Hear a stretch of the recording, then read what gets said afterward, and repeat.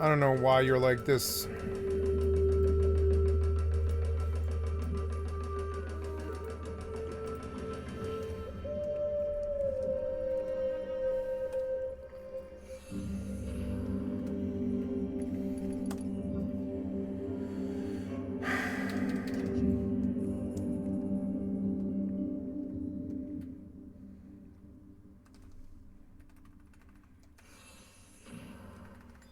And I just lost him. Instant lost him.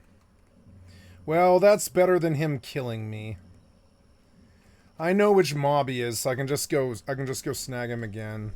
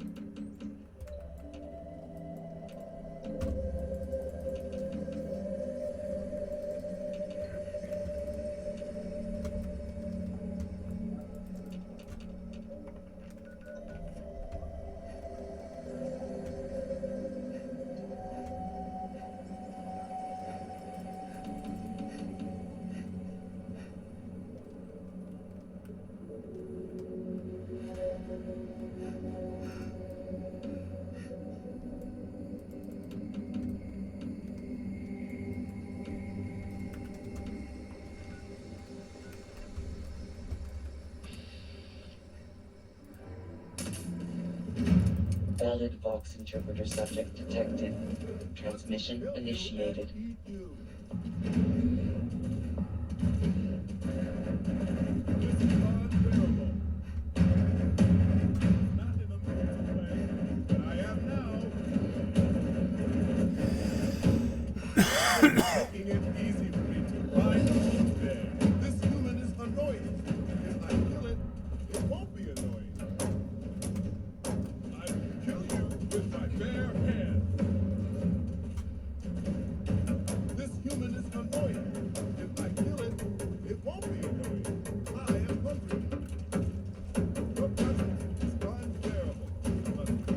Vox transmission received successfully. Vox interpreter data storage full. Please return holotape to terminal to process and archive data. Congratulations on a job well done, Dr. Harrison.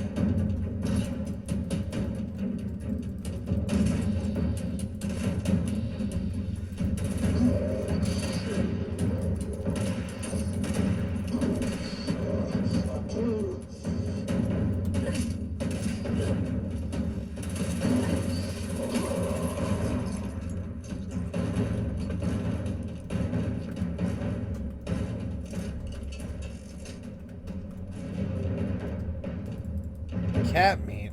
Ugh.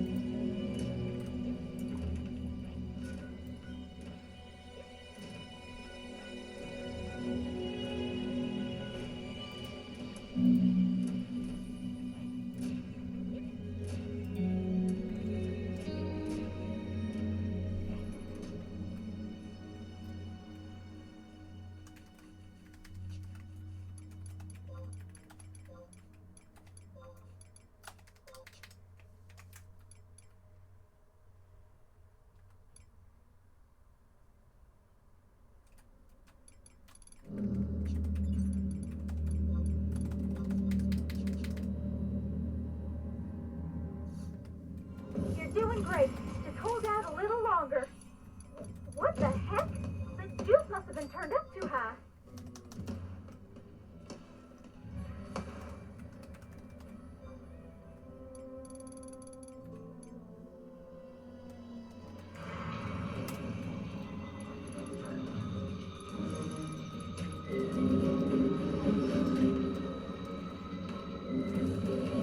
Glad.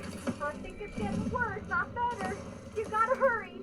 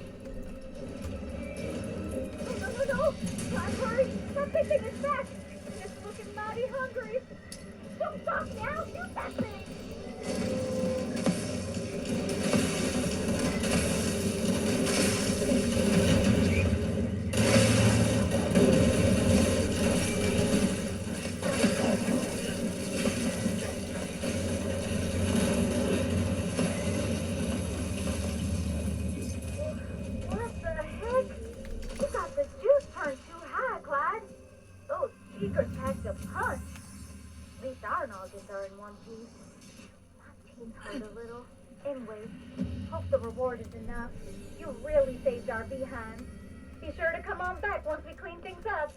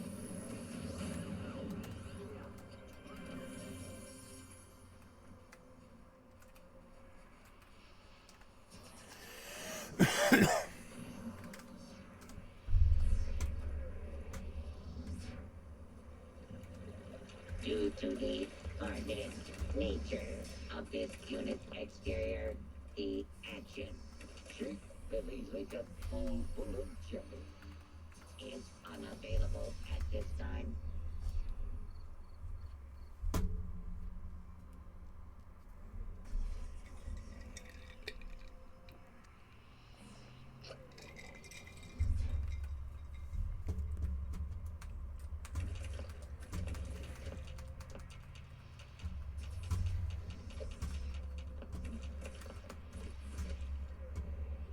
Everything seems so different when you aren't attacking it all. You need anything before you head back out? One beverage coming right up. You got it.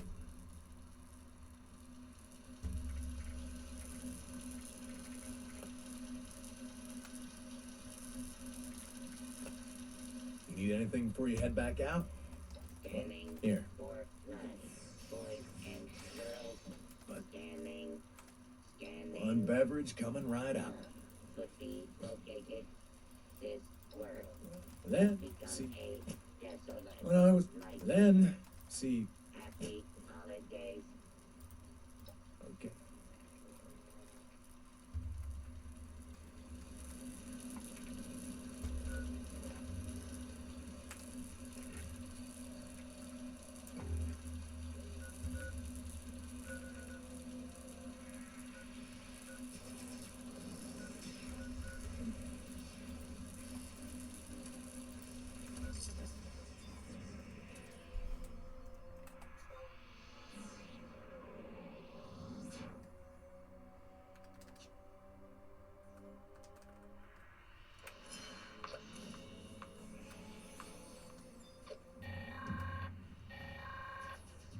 Greetings, members. We've decided it's about time we went for another walk. Any available men and women should proceed to the designated bot stop to initiate the process. That is all.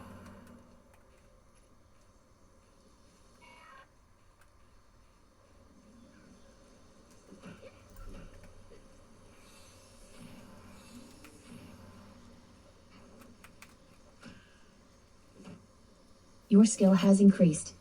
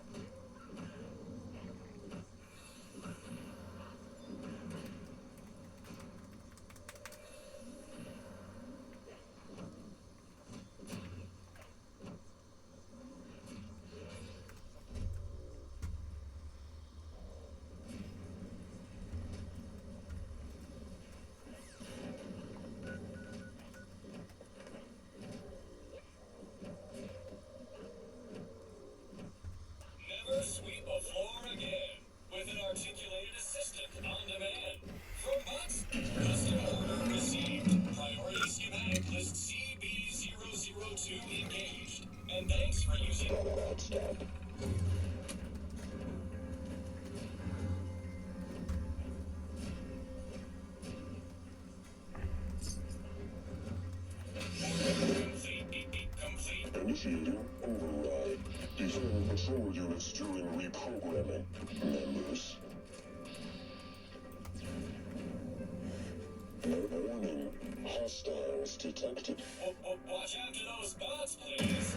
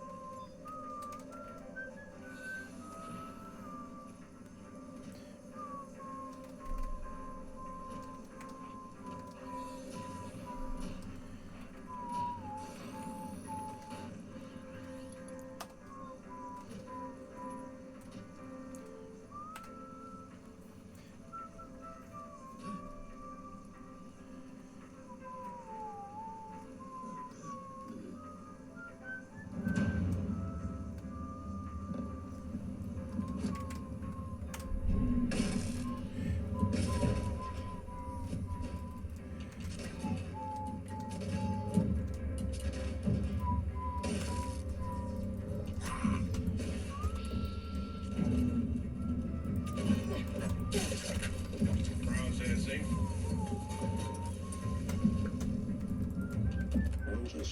Oh, I finally got kill Scorch with a claw or fist weapon.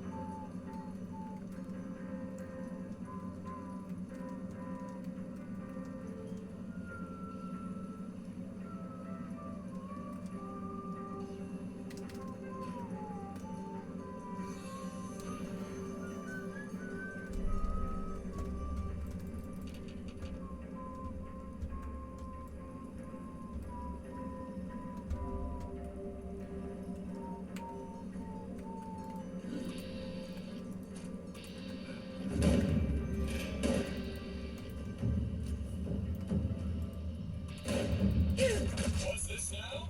New customers. Eliminate. Reprogramming complete. Initiating updated procedures. Additional hostiles en route. Just don't let them hurt the merchandise, because we don't allow returns. We have some errands to attend to.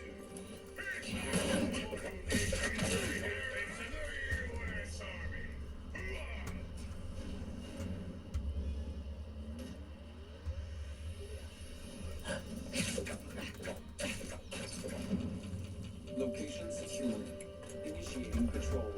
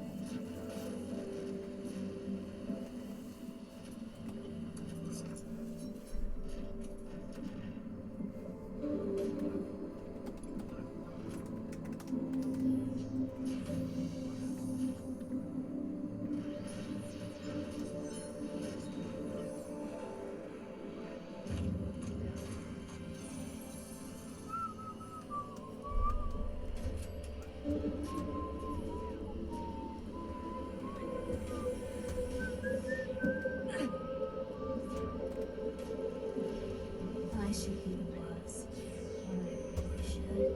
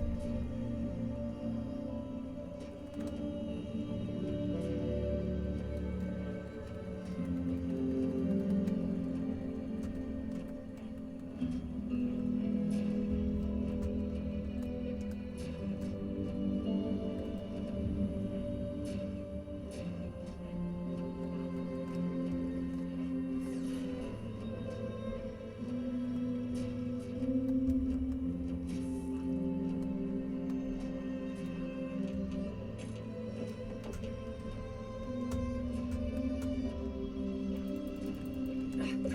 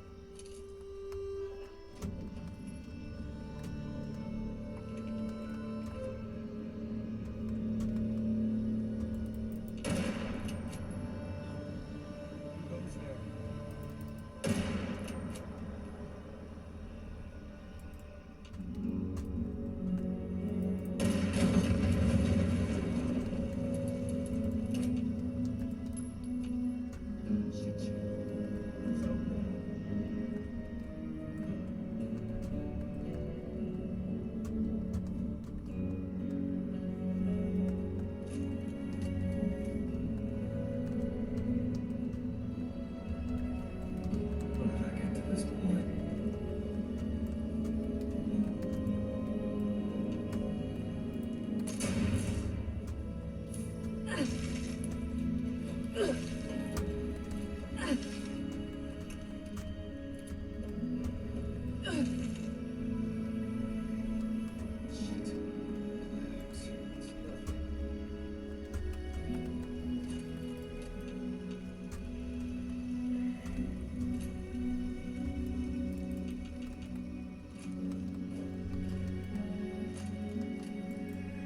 I miss my mama.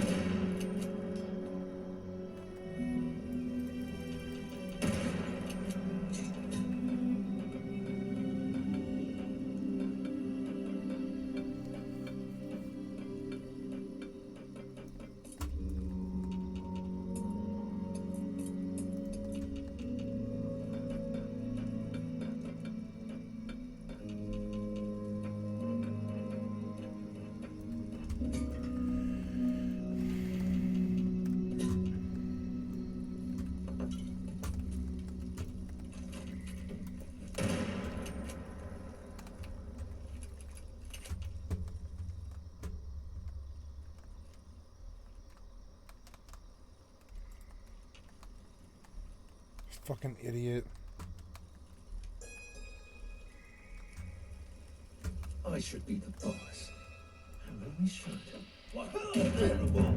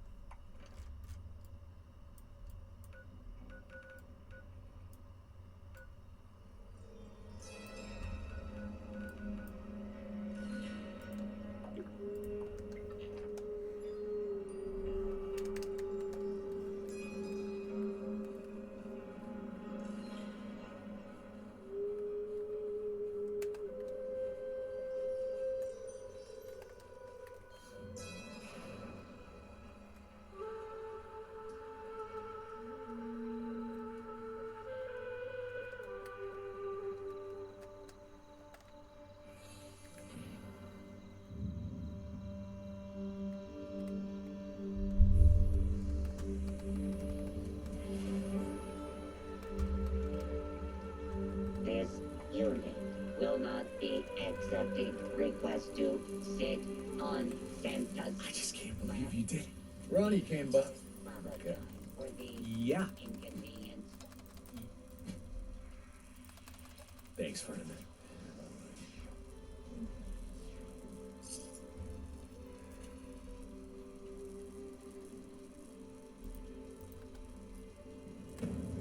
Can I help you with anything before you take off? And the ball. You got it.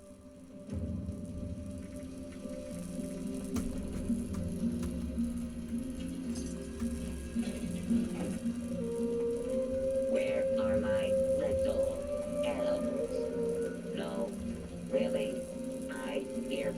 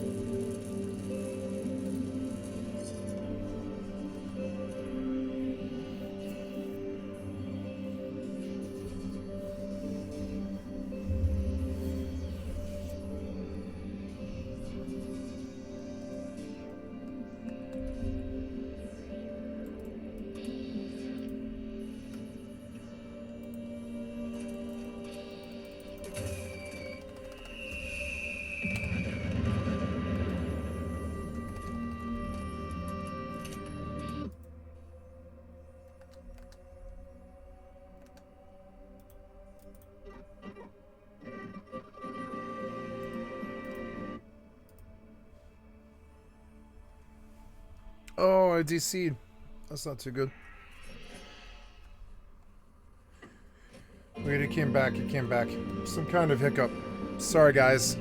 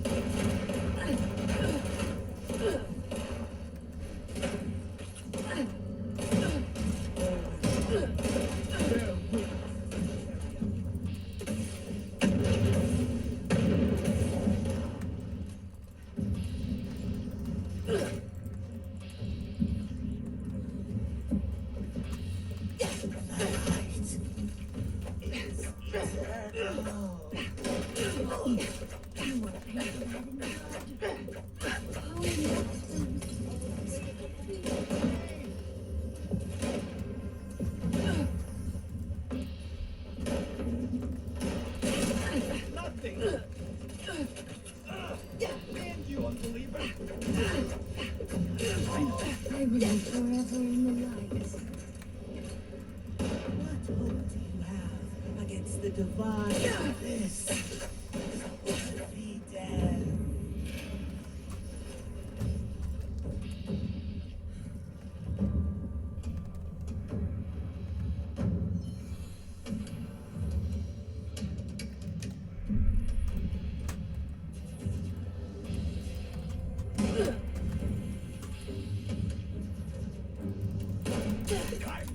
The light is eternal.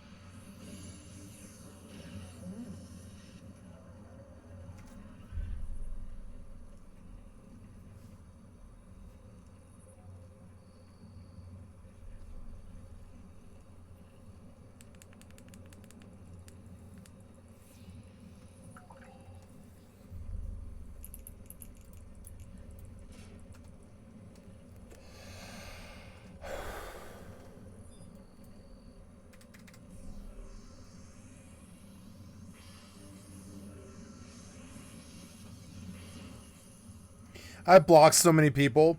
The minute somebody's negative now, I just block them. I don't want negativity from fucking gamers. I don't want it anymore.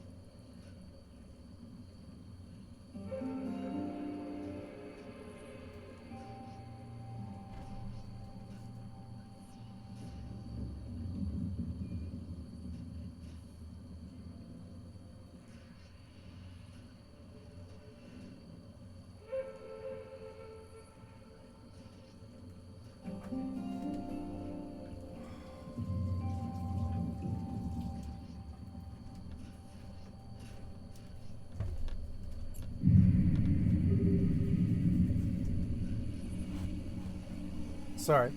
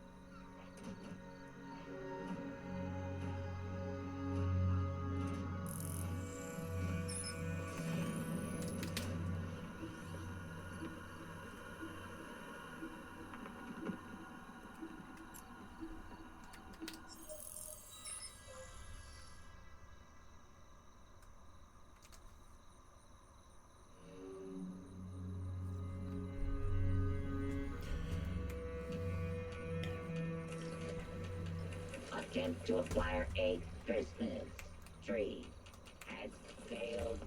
Reason. All trees contain highly dangerous levels of radiation. Mankind is a naughty plague on this gentle planet. Oh, oh, oh.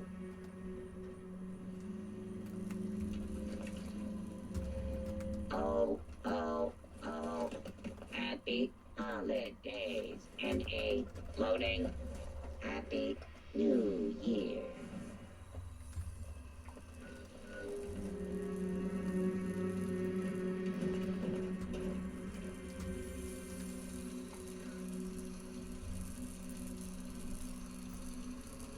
You really saved me. You know that?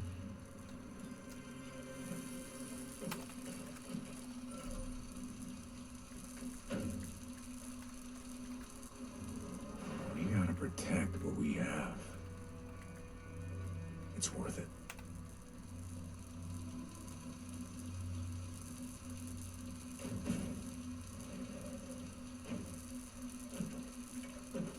Accessing naughty nice parameters.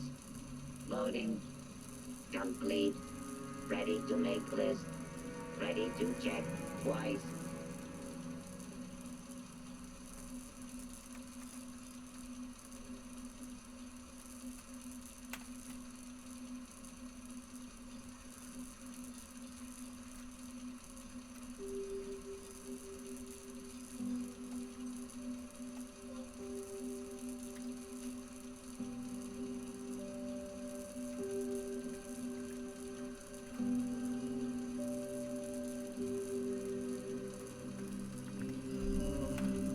Water.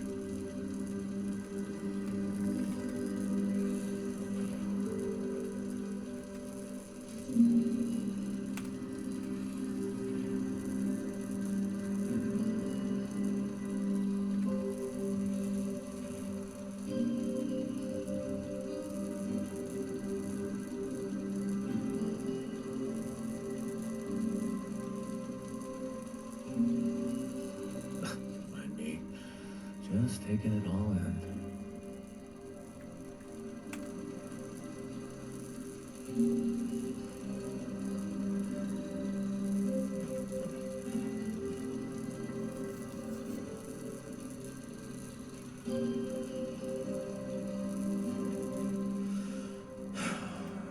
Things will be okay.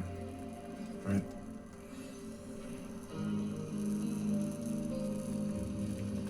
Subroutine.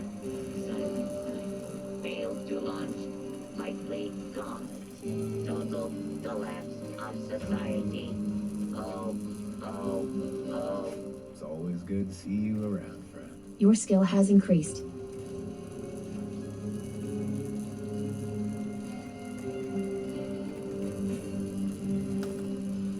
Live and let live.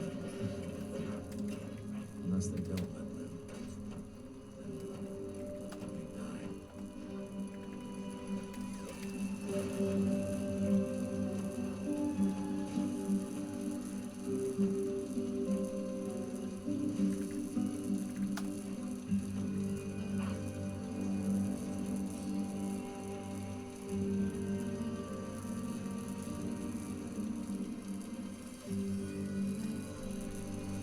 Error.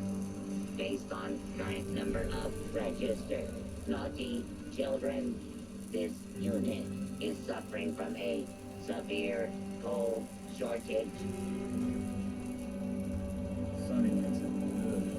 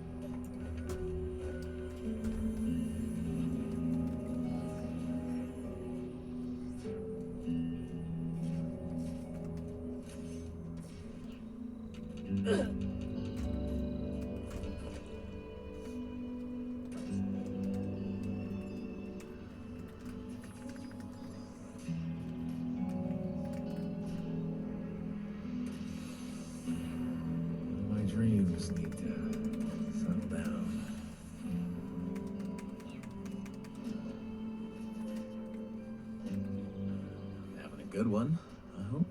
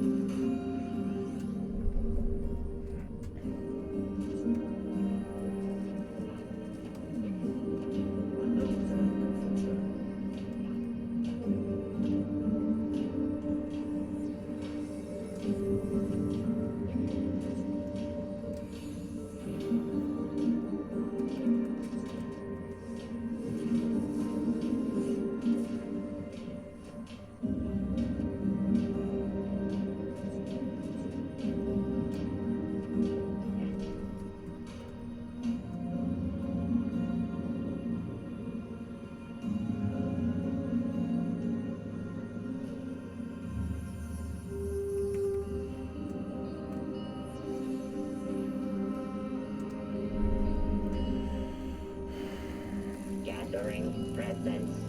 That's nice to have. Cheer. Unpacking. Holly. You know. Jolly. Subroutine. Drumly. Oh. That wacky robot would stop blabbing over the radio.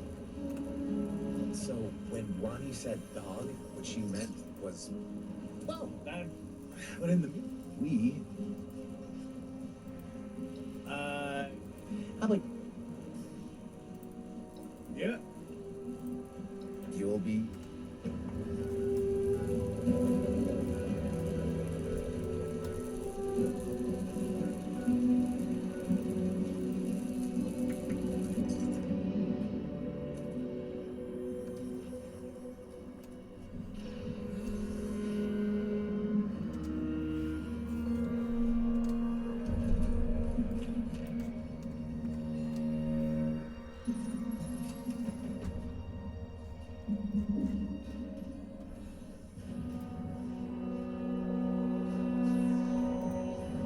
But for now, what we're going to do is kind of break down what the switch bat really is. And in order to do that, I'm just going to pull up the code for it and show you exactly what it does. So let's see here. We're going to open the switch. It's right here. I have mine named Switch to Wings. I also have this one's named Switch to Retail, but we'll do the Wings one.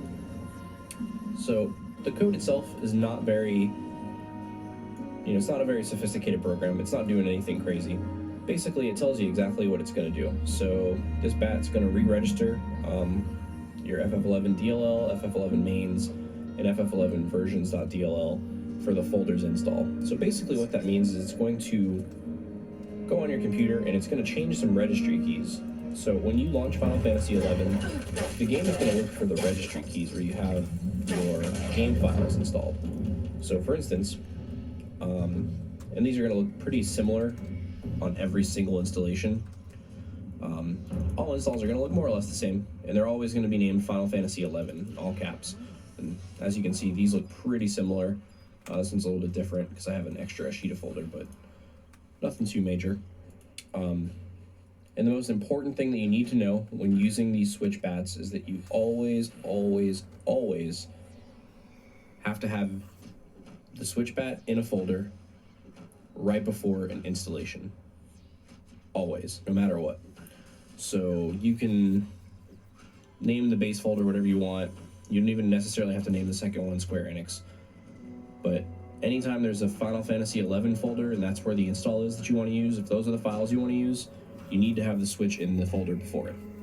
Always, no matter what. So that being said, we're going to go through ahead and just kind of show you what it exactly does. So we went through the code. It's nothing intimidating. It's going to change your registry keys. So the one for private servers, it does something that I don't necessarily think needs to happen. On this one, it's just going to change, because I already edited it, but it's just going to change where your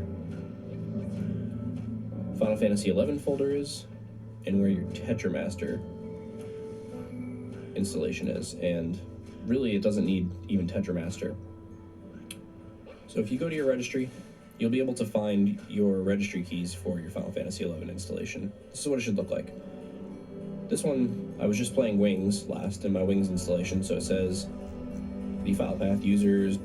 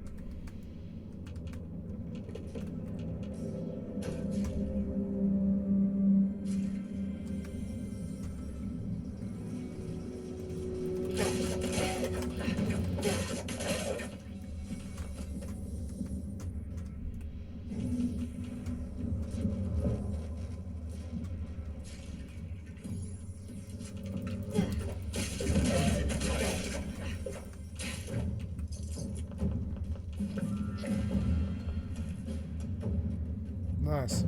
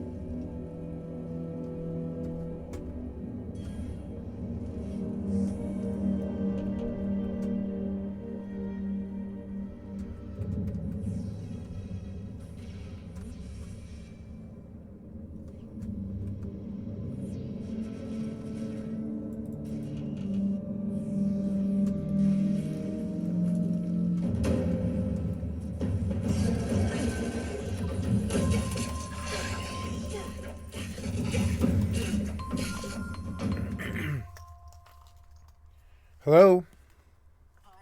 Hey. Uh-huh, I can talk.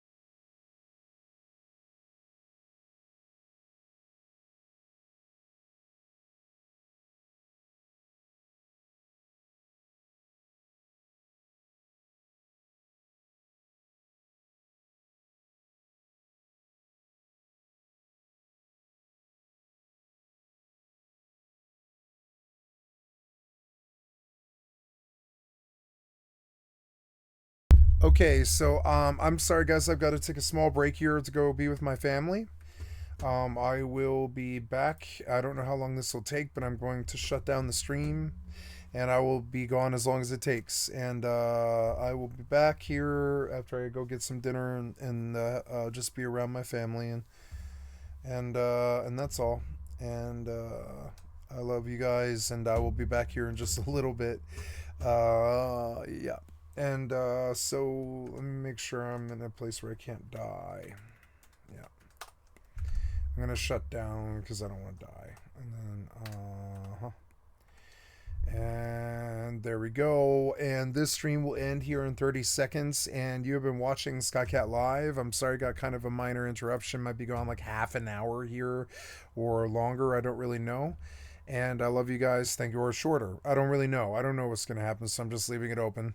Love you guys. Thank you so much. You've been watching Skycat Live. I'm a full-time variety gamer. Come click on the cast face to donate. Come to the Twitch or the YouTube. Give me a like, sub, or follow.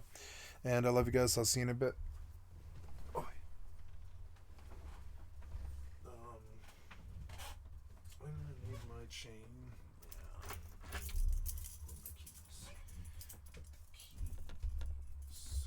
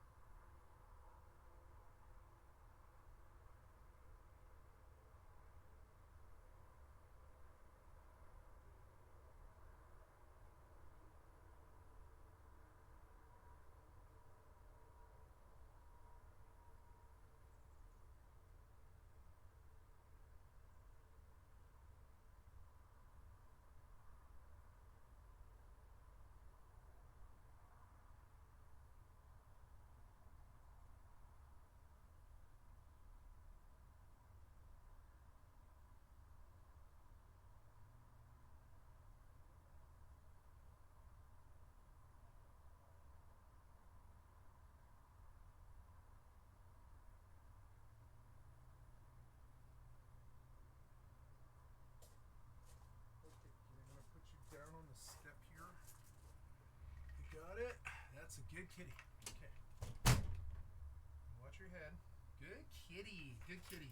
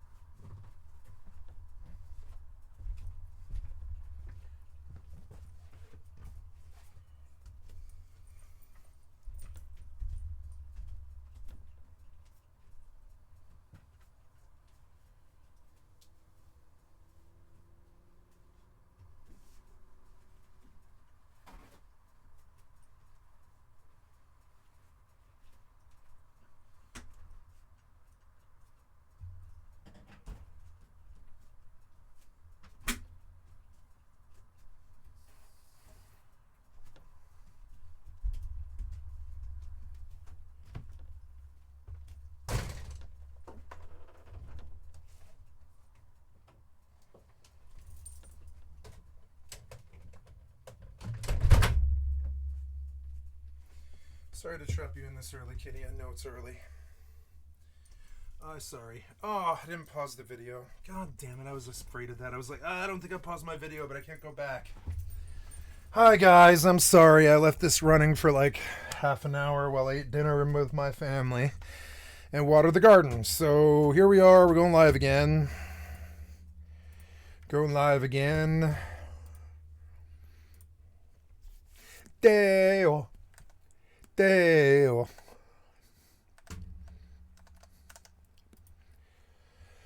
Okay, I want to look for party on a black mage. I don't know. We could look for party for a few minutes on black mage. I don't think that would be too bad. No, I'm going to play a BST. I'm having too much fun. Okay.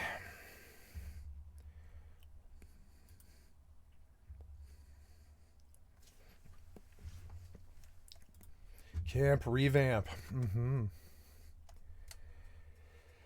Dale. Dale.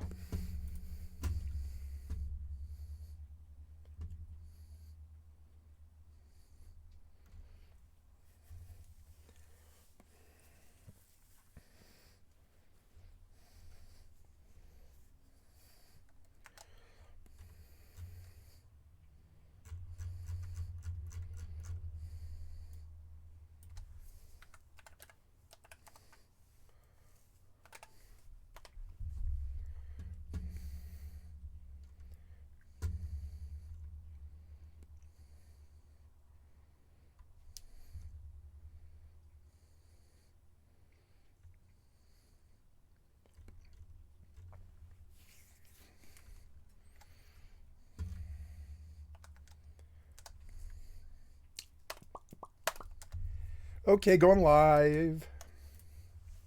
Sound. Sorry. Hi, guys.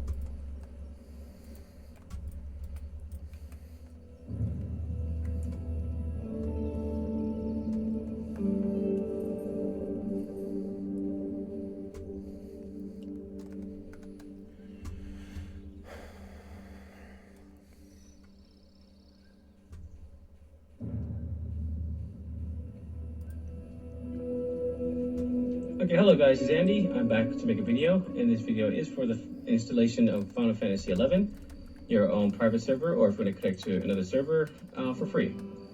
So basically, the question is, I mean, do you really want to try Final Fantasy XI? That is a question. If the answer is yes, I recommend continuing the video. If not, then just you may want to cancel the video, because this is strictly for people who are interested in playing the game that was talked about back in those days, back in 2000, I believe, 2002. I can't remember exactly, but back on the PS2, PlayStation, or Xbox 360, or Xbox. I can't remember on the top of my head, off the top of my head. But basically, I'm going to go ahead and just jump right into it. I want to go off on a tangent, but yeah, if you want to play this game, this is how you do it. This is on Windows 10. I don't know if it's going to work completely because I have never tested this. I've tested it on the computer. It worked fine. This is a brand new installation of Windows. I installed it today. But let's go ahead and get right into it. So the application you're going to need, let me just go ahead and do this. Dark Star, Final Fantasy, XI private server. And the reason why I'm making this video is because this is for Windows 10. So my other computer, actually, I was able to connect to my computer. I was able to connect from a Windows 10 computer to the server that is a Windows 7 based server, but it's not a Windows 10 based server. Sorry, it's not a Windows 10 based server, so I'm gonna go ahead and try that on this computer here to make sure it works. Go for the very top. We're gonna go ahead and make sure we have all these installed. We'll check that later, but right now look for Navicat Lite. I had a little issue earlier trying to find this. I need Navicat Lite. Where is it? Please help me. It says for free. That's really important because there is a trial version, but you're gonna end up, you know.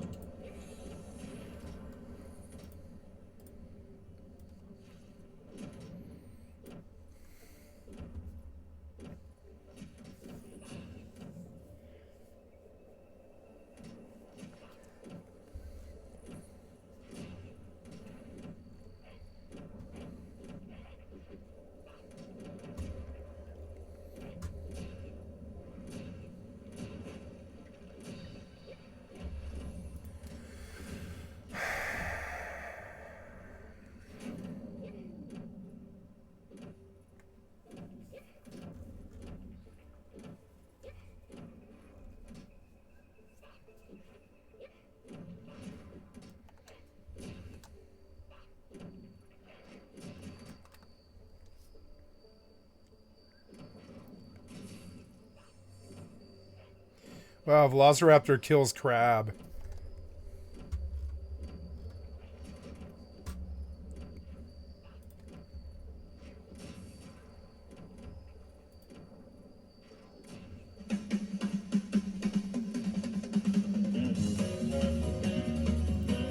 I'm doing great. It's good to be back with you. And of course, we've got Bethesda news on our plate today. Some pretty good Bethesda news. In fact, Starfield, 2nd anniversary, and we got a tease for what's coming. Plus, we're going to talk about some new people at Bethesda. And then we might have another story about a former Bethesda guy talking about the way things are currently. So we've got a lot on our plate today. I want to start with Starfield. Starfield's 2nd anniversary, because everybody's expecting the Starfield update, the Starfield DLC, and we got this tease from Bethesda. This is not a leak, and it says Terra Armada. So is this the name of the coming DLC? Terra Armada. What the Uh-oh. content's going to be for the DLC? Oh, what happened there? It's You just obviously disappeared. a hint. Bethesda loves to hint their future content. The only thing I know about Terra or Terran, of course, that's the word for Earth. There is in Starfield something called the Terran Preservation Society. Joe, I don't know if you remember in game. Do you remember the big luxury ship? I think the only way you can get on it is through the what's the pirate? I just went Crimson Fleet.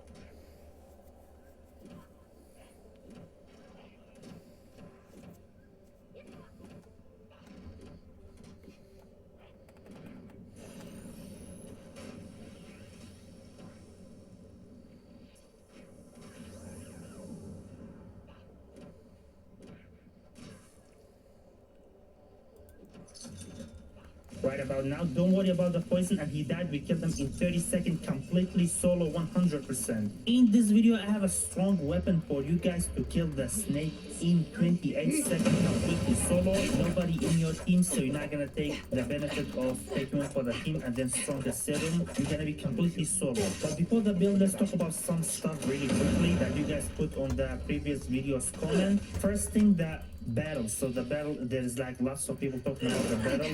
Penta battle versus the tree battle. We tested this for the Guardian on the previous video, and the Penta battle clearly won for the Guardian.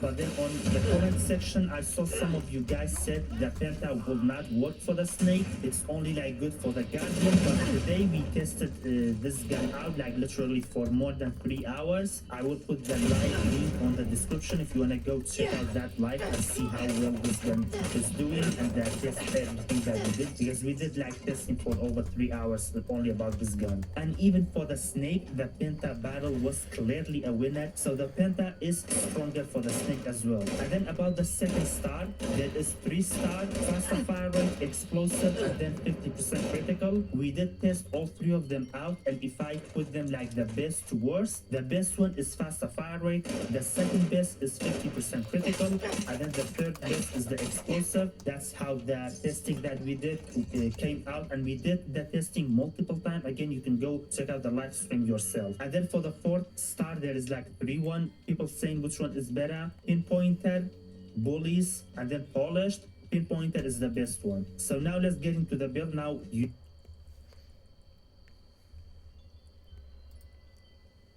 people like making fun of bad people. They're gonna know exactly how much I weigh. The producers needed to make good TV. So do I just skip breakfast, eat a normal lunch and dinner, and I'll be fine?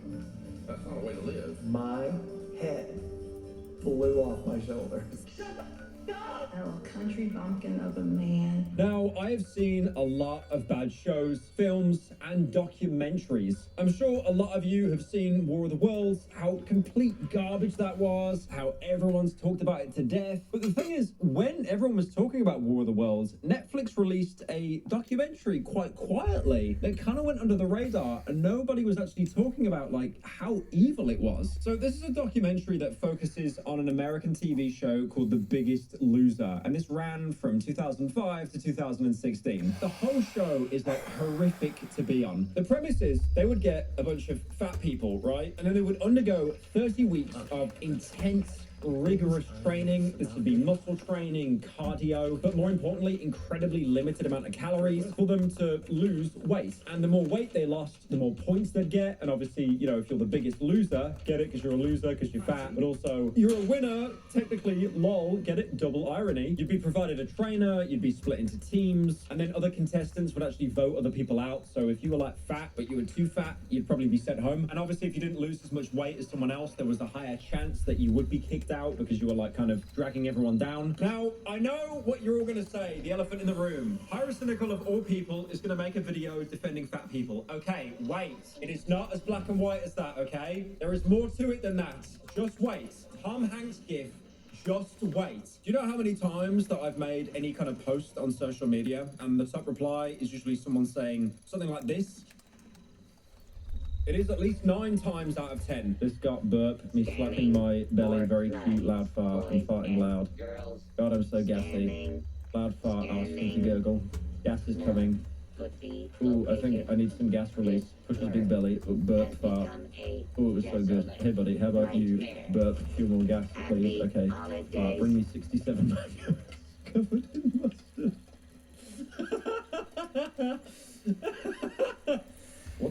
What? Wait, go back.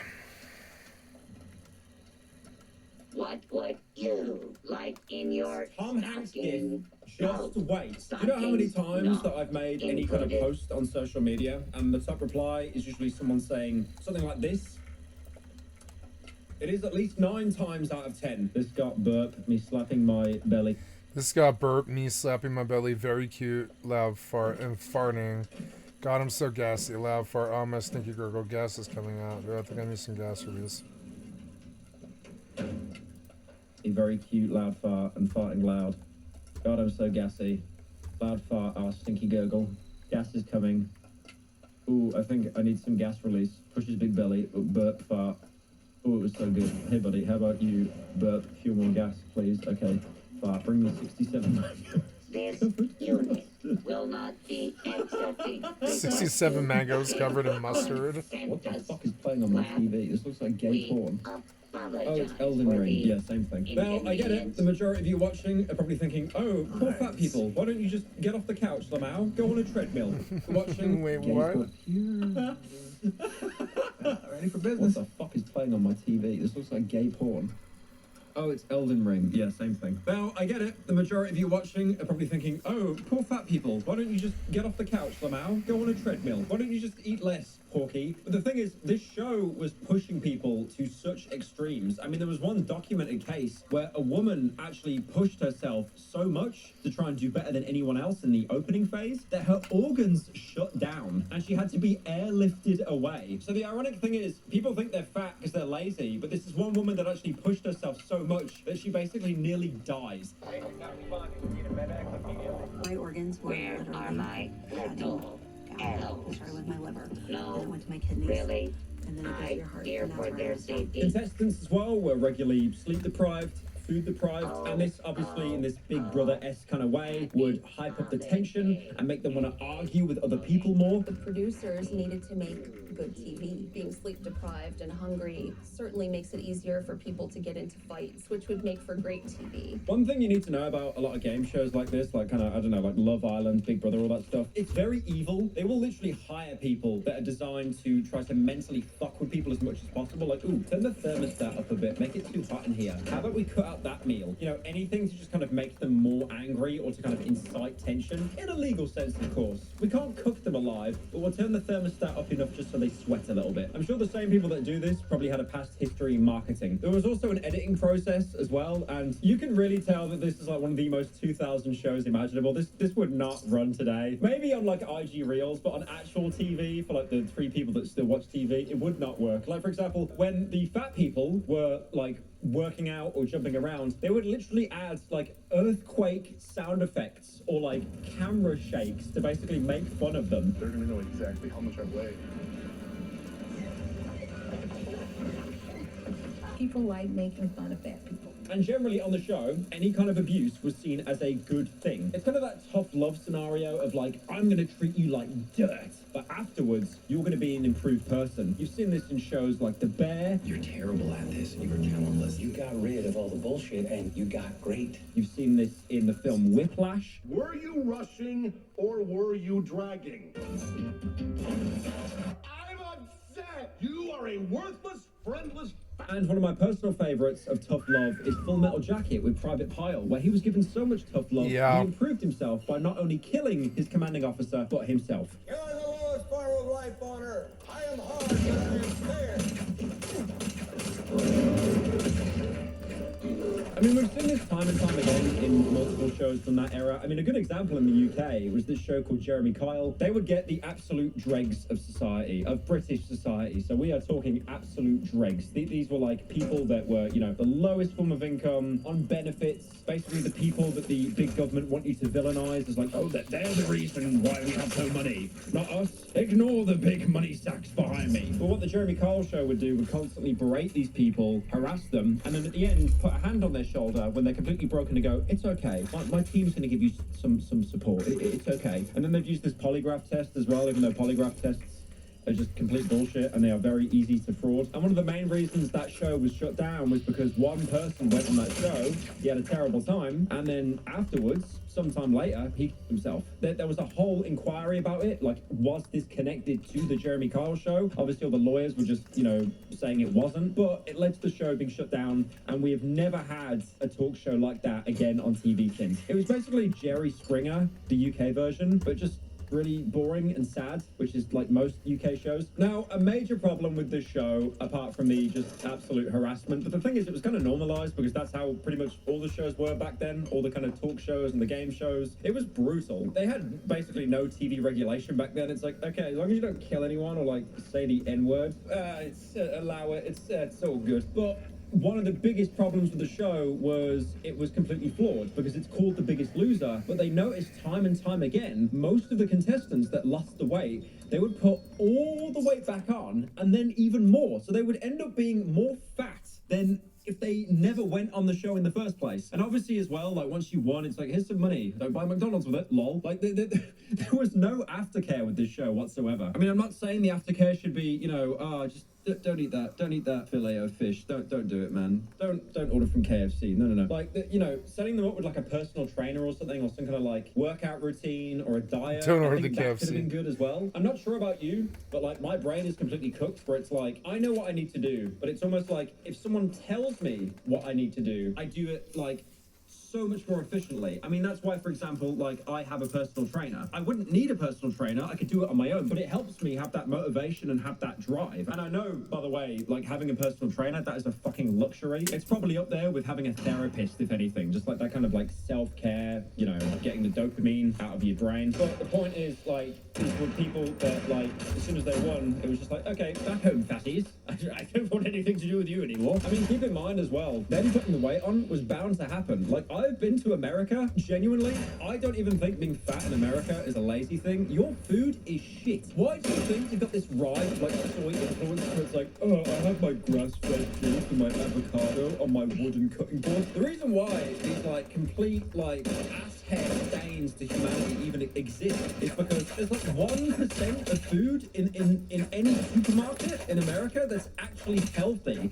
and not full of 50,000 preservatives. So you get all these influencers come around, show you this holy wooden cutting board of, I got my blueberries and my smashed avocado and my quinoa, and they're seen as like the second coming of Christ because they basically have to be, because the food over there is so fucking bad. Like, I thought it was bad in the UK. And also as well, a lot of these people that were on the ranch, they call it the ranch, I'm guessing because they were fat, they were compared to cows, I don't know, but they were basically exercising 5 to 8 hours a day. You do not have that time to exercise once you go back to your muggle life and you're actually holding down a job. And a lot of these people were like, you know, they're in their 30s and stuff. They were married. They had kids. You would not have time to work out that much full time. Like it's literally impossible. And the saddest thing is as well, like over half of Americans are working like a second job or even multiple jobs. And that's just to keep up with the cost of living. Like, again, you're still burning calories working, even if I have like 0.5 of 2 near jobs. as much as this intense workout regime that was built for you by this TV show. And then the problem is as well, like the reward system builds in. To go to the gym, you need to have the energy to do it, right? Like the gym isn't something that most people crave. You feel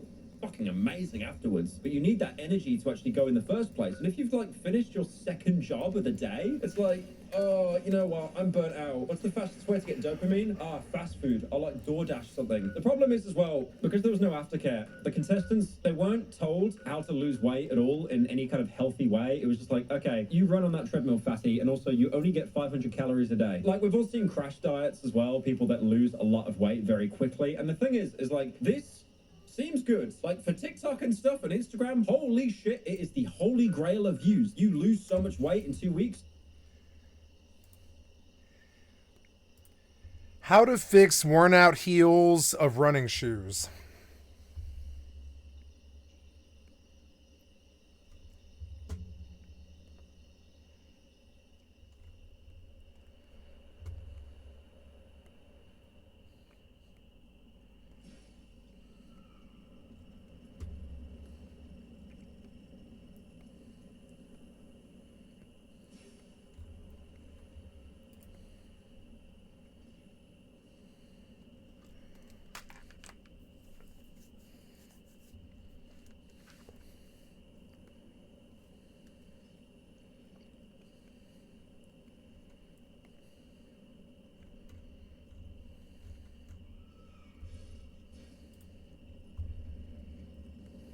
Welcome back to Golf Quest, everyone. Today, just a very short video. I had the experience recently where I bought a brand new pair of golf shoes at the end of last season.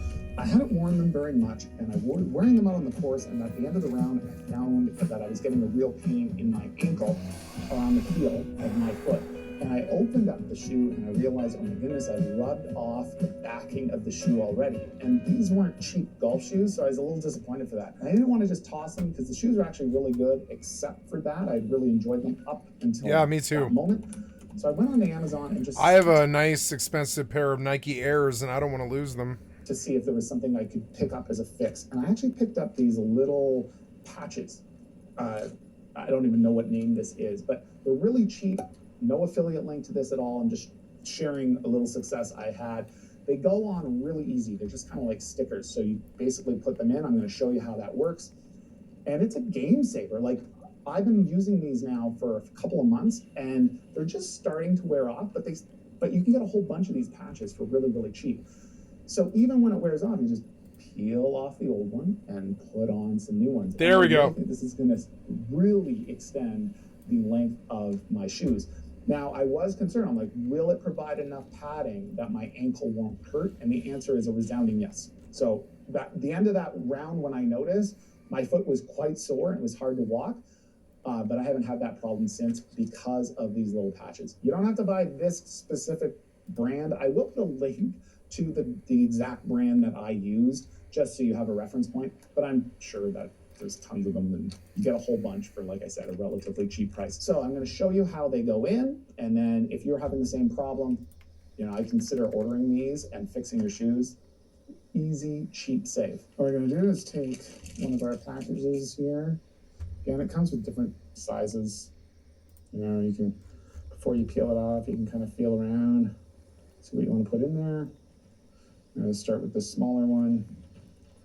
Very simple, just comes with a backing that, as these things often are, a little tricky to peel off. But once you have it, there you go. I'm just going to kind of bend it in half. Balzac T4B2T. Balzac T4B2T. What does that mean? Balzac T4B2B in fucking Canada. Just push it down. And I just did two. I just did the same thing again. Took the patch. This one's a little bigger one. I'm going to cover up the smaller one. Make sure this goes all the way down so it all gets covered. All the way to the bottom. And you just kind of feel it around in there until it's in the right spot. And once you have it in the right spot, just push it down all the way. You just make sure the trouble areas are covered. And then you've got a nice padding on the inside. Nice! Hey, that's what we're going to do. Cool. Oh my god, this guy's basically Zeus. I'm going to fix my running shoes. God of war. Now, a lot of people tell you to lose weight. What is it, like? So we don't have to spend $100. Yay.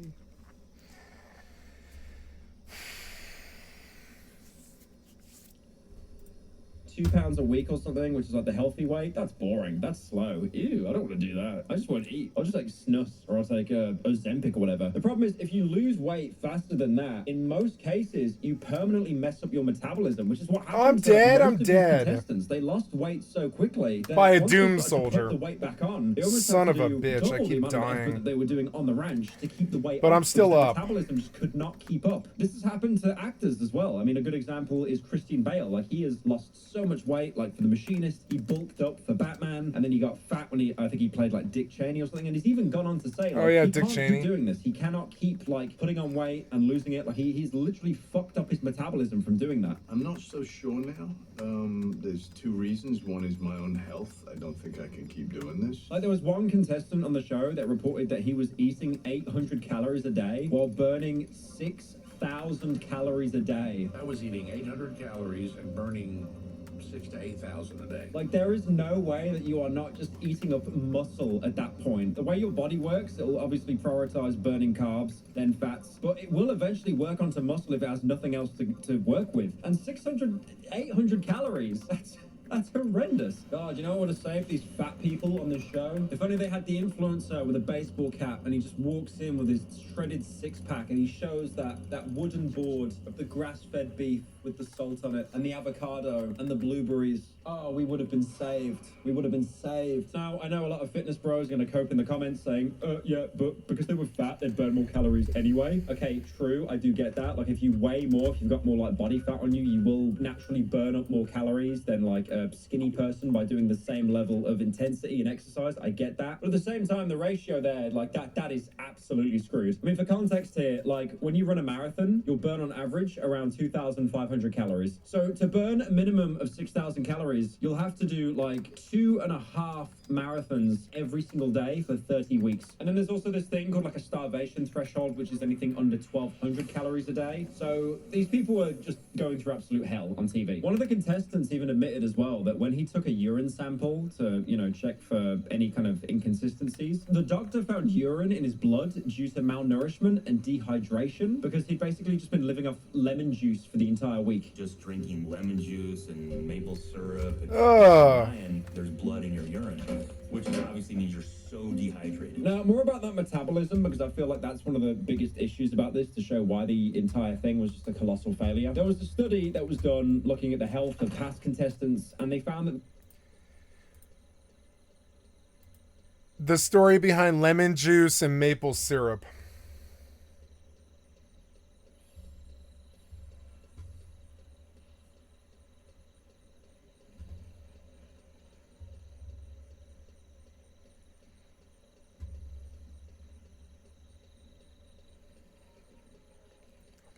Oh, God. their metabolism had been so brutally damaged by the intensity of The Biggest Loser that their metabolic rate was just permanently damaged. Like, there was no way to undo this damage. While the contestants all had normal metabolisms for their size at the start of filming, years after it was over, their metabolisms continued to slow down. So even though they were now skinny, their body needed the same amount of food as when they were fat, which basically means if they wanted to stay skinny, they would have to eat 400 to 800 calories less than was actually needed, because their body just could not burn the calories efficiently enough. 800 calories in the hole when I wake up? So do I just skip breakfast, eat a normal lunch and dinner, and I'll be fine?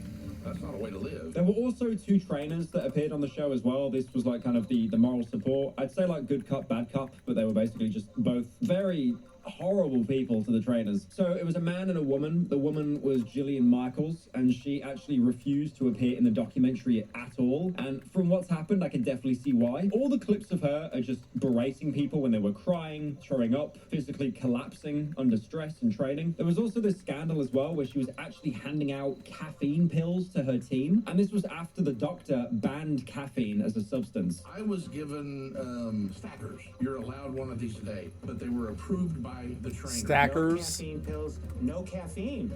I banned coffee because people were abusing it. Because again, if you want to stay up and work out, caffeine's great. It blocks that adenosine. It basically fights off the ability for you to feel tired. And the thing is, if you're training day in, day out, you're going to end up abusing this stuff, and your sleep is going to suffer to the point that you're going to crash out incredibly soon. Now, I know a lot of people are probably thinking, oh no, they got offered a Monster Zero Ultra. Ooh, so scary. But the thing is, if they were spamming those with the workout routine and the incredibly limited calories, by day 2, they'd be doing the fence fold. Like, they literally just bent over on like day 2 or something. Just not even functional. But the real star of this shit show was the male trainer, Bob Harper. Now, throughout the show, he basically presented himself like a Breaking Bad villain. If you combined like Tuco Salamanca, Hector Salamanca... I'm gonna go cue this and I'm gonna watch it tonight. Let's go on Netflix. The Biggest Loser. This is gonna be entertaining, I think. Stop now. Oh my god. Why are we on the wrong thing?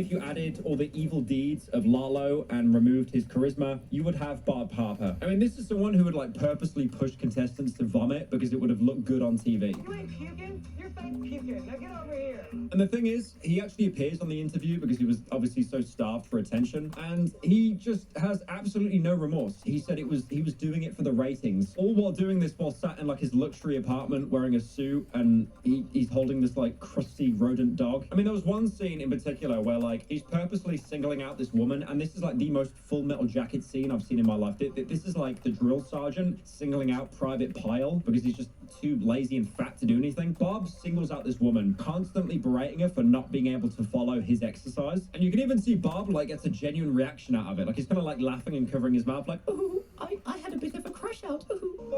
3, 2, 1. What the Joel? Every single time at 20 seconds, just do that.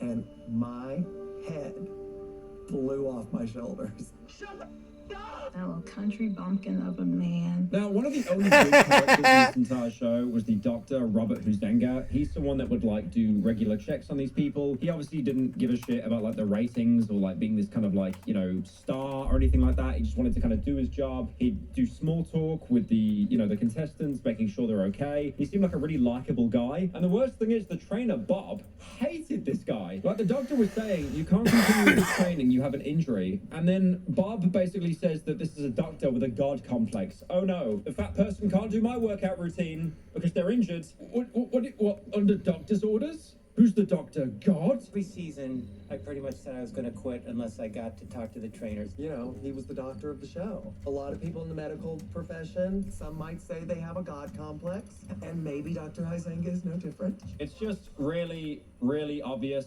that this trainer was like a theater kid at school, and he never left that kind of phase of his life where he has to be the center of attention to the point that he's going against someone that has much more medical training than him and can actually make these decisions. Keep in mind, Huizenga is the same doctor that banned the caffeine pills because he knew that most of these people would become like crash out addicts by week 1. Now, the funny thing is about the doctor as well, Huizenga, he actually made another bizarre cameo as well, the O.J. Simpson trial. But despite that, surprisingly, he did actually have the contestants' best interests in heart. The worst thing is the producers and the showrunners, they would purposely leave the doctor in the dark because they knew he would step in and be like, no, this is really bad. When they do a physical challenge that puts people in harm's way, that's where I have to step in. There were times, unfortunately, though, that challenges were done that I didn't see or hear about. So it's almost like what the producers knew they were doing was bad, but if they didn't get caught, it was okay. I mean, a lot of the training they actually based it on was the doctor's time working with an NFL team as well. The Biggest Loser was totally sculpted after my experience with the Raiders, and the only question was, is it possible for an overweight, sedentary person to work out, not with the ability of a professional athlete, but with the intensity of a professional athlete? And this kind of training would be basically too intense for the average person, let alone an obese person. And then on top of that as well, because, you know, more ratings, when they tried to one-up themselves each season, they just got people that were more and more fat every single time. It's like, oh, that guy's 400 pounds, 500 pounds. Oh, that's not enough. Bring in the shoe.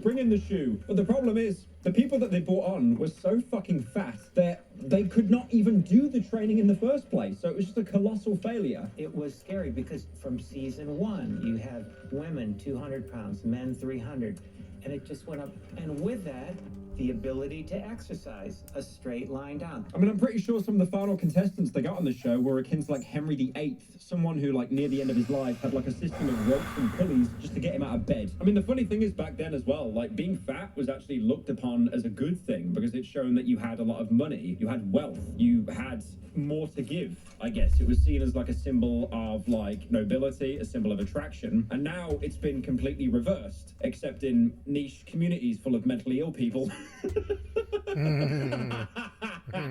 Friendly fire will not be tolerated. But now that kind of fat being attractive has done a complete 180. Why? Because we live in a society with an abundance of food, an abundance of accessibility. So now, you know, anyone, if they eat enough or drink enough, can become that size. And I feel like as a species, we've always chased the thing that's harder to get. Back then, getting a loaf of bread was pretty fucking hard. So when you see someone that's fat, it's like, okay, that's the 1%, I want to be that. And now, to be like fit and healthy and skinny, that's now the minority. So that's what people aspire. Like, it will just always be this kind of like flip-flop craze every couple of years. Thank you for coming to my TED Talk, where I've defended fat people for 20 minutes. I'm gonna go commission something now.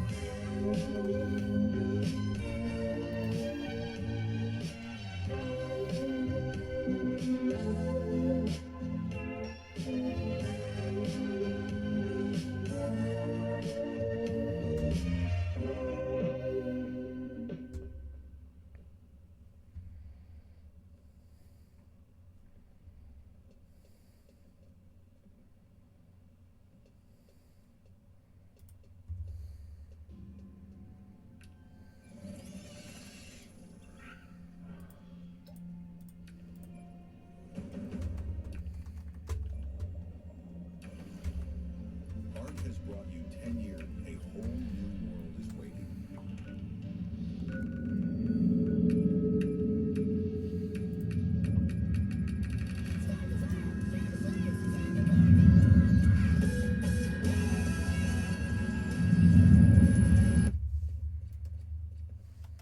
Dead. And no, I'm not being dramatic. This isn't one of those, it's not top 10 on Steam, so it must be dying takes. No, Ark Survival Evolved is literally dead. It was killed, murdered, unplugged from live support by none other than their own publisher, Snail Games. The people who I and many other Ark creators have slandered over the last 3 years. I didn't want to make another video on this, not because I'm not above distasteful criticism for game publishers, but because being an Ark drama YouTuber is more exhausting than my tax returns. So sit back, relax, and let me borrow your eyes and ears for yet another documentation of the ongoing and possibly final downfall of Ark Survival. To bring everybody up to speed, Ark Survival Evolved was created in 2015 by a development team who goes by the name Studio Wildcard. Shortly after the quick success of ASE, Wildcard would promptly be bought out by a Chinese publishing company, Snail Games, a company with a small yet rather tarnished reputation within the gaming industry, which I'll get into in a moment. Wildcard would go on to having a somewhat buttery smooth 7 years of development on Ark Survival Evolved, with little to no interruptions from said publishers outside of the occasional monetary demands for, well, I don't know, a giant tech shield that you have to pay real money to fuel. You what? It wouldn't be long before players started to pick up on some shady actions that were being performed by Snail Games, however. As people started to shed light on their history as a studio, being accused of stealing code from other games, beefing with Wildcard employees themselves, and even, get this, cheating in Ark Survival Evolved. Yeah, I have a whole video on that too. But hold on, we're just getting started. Let me just grab my list here. DDoSing and harassing major PvP players, copyright striking YouTube videos that dared to criticize them, straight up stealing Ark's source code to create weird knockoff spin-off games nobody asked for, blowing Ark's revenue on a failed electric vehicle company, monopolizing ASA server hosting through Nitrado, lying about the pricing of Ascended, and of course, shutting down all ASE servers in replacement with laggy ASA servers that can't run below 150 ping, even if you live inside the data center. And that's still not it. But I'll stop here for now before my blood pressure breaks the render bar. Anyways, TLDR, Snail Games. If you haven't heard it for the 1000th time already, are evil, money-hungry, and downright sadistic. Every wrong move they make leaves you sitting there thinking to yourself, huh, well, it can't get any worse than this. And then a week later you'll find out Snail Games have ties with the Genghis Khan Revival Institute. I have never, in my 10 plus years of touching a keyboard, ever seen a more delusional company who make Umbrella Corporation, Luther Corp, and hell, even Doofenshmirtz Evil Incorporated look like literal cannon fodder. So what have Snail Games done to get everybody all fired up once again? Well, it started on the 19th of March 2025, where we would get the first ever sneak peek of Ark Aquatica, the newest expansion to grace Ark Survival Evolved in over 6 years. This announcement came as a surprise to everyone, however, as ASE had stopped development after its final update, Fjordo, back in 2022. Ranger. What really had players riled up was the fact that Aquatica was basically entirely a project taken on board by Snail Games USA, meaning Wildcard, the developers of the game we all know and love, have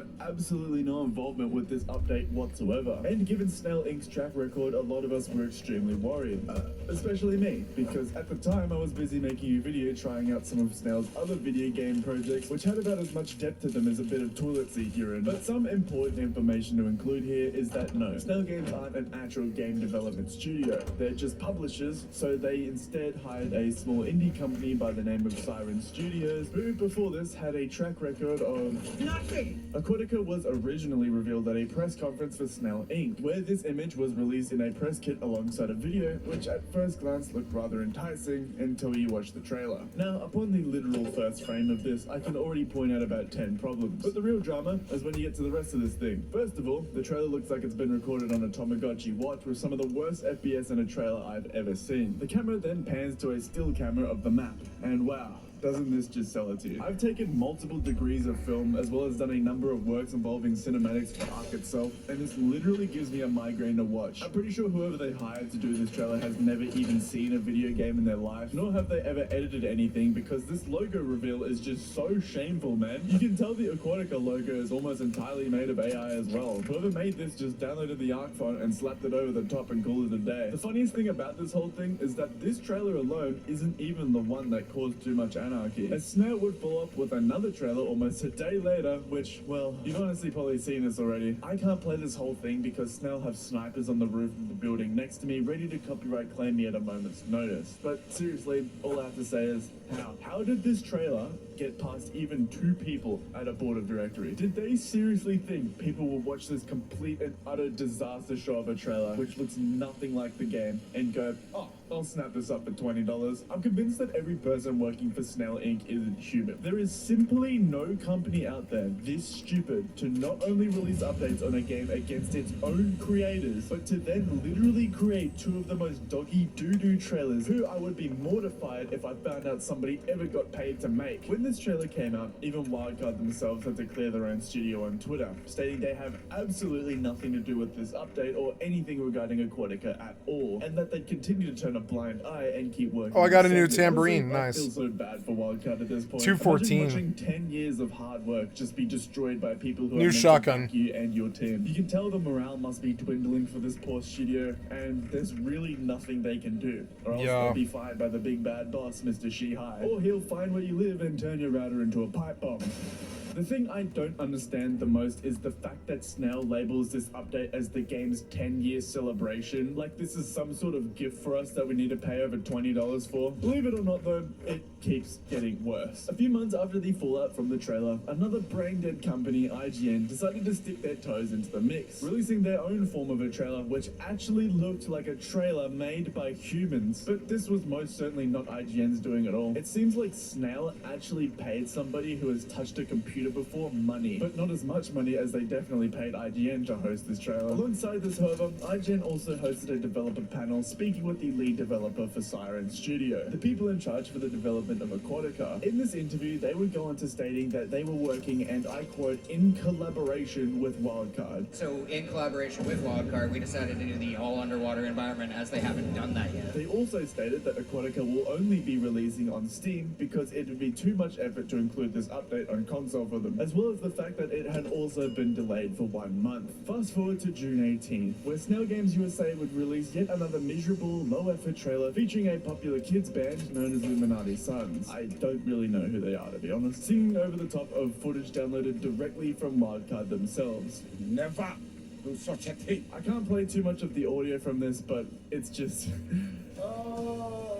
But it gets worse. It somehow gets worse. Believe me or not when I say this, but this trailer was allegedly played in front of screenings for Jurassic Park Rebirth. I can't, bro. I just can't. They even show the kids walking in the AI part of the trailer too. Oh god, how is this how art gets shown to the rest of the world? Is this what Snail Games thinks its player base is? A bunch of Cocomelon iPad kids? Who is this trailer for?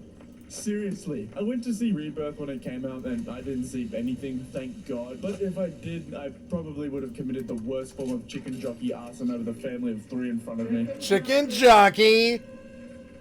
But now, finally, we arrive at the release date of Ark Aquatica on the 16th of July. And I think it's safe to say that nobody, I mean nobody, was hyped for this at all, with the large majority of Ark influencers, including me, just straight up not even bothering to play this out of spite for this pathetic company. And then the update released. Immediately, the DLC was hit with overwhelmingly negative reviews, flooded with some of the most beautiful messages I've ever seen. But despite the reviews by default being bad, was the update actually good? It was worse than anybody could ever imagine. Hell yeah! They literally copy and pasted this. Like, this is not even funny. It's like a full-on copy and paste. We did it! This is the best! I'm so happy. That was so epic. What? I just heard Death Barrow. Okay. Ark Aquatica, everyone. Am I just not getting it? Like, what is actually supposed to happen there? And guess what? Would you believe me if I told you that Ark Aquatica alone has its very They own just sold the official same service? game again? Yes, you heard me correctly. The company who forced Wildcard to take down all official servers for Ark Survival Evolved in order to run them on a worse host in ASA decided to release official servers, something I was extremely adamant and vocal about as I was an avid player for PvE and PvP official servers. But now that Snail wants some money, they're happy to now host official servers for their map and their map only. Even being brand new to Ark and looking at the official server list for the first time and only seeing Aquatica shop, it's just ridiculous, man. But anyway, Ark was now completely and utterly broken. You see, releasing an update for a 10-plus-year-old game with a massive modding community has extremely dire consequences to Ark's engine as a whole, which, you guessed it, caused the game to essentially not be able to run on anybody's PC who had incompatible mods installed, which was essentially just any mod ever, giving everybody an error that looked something like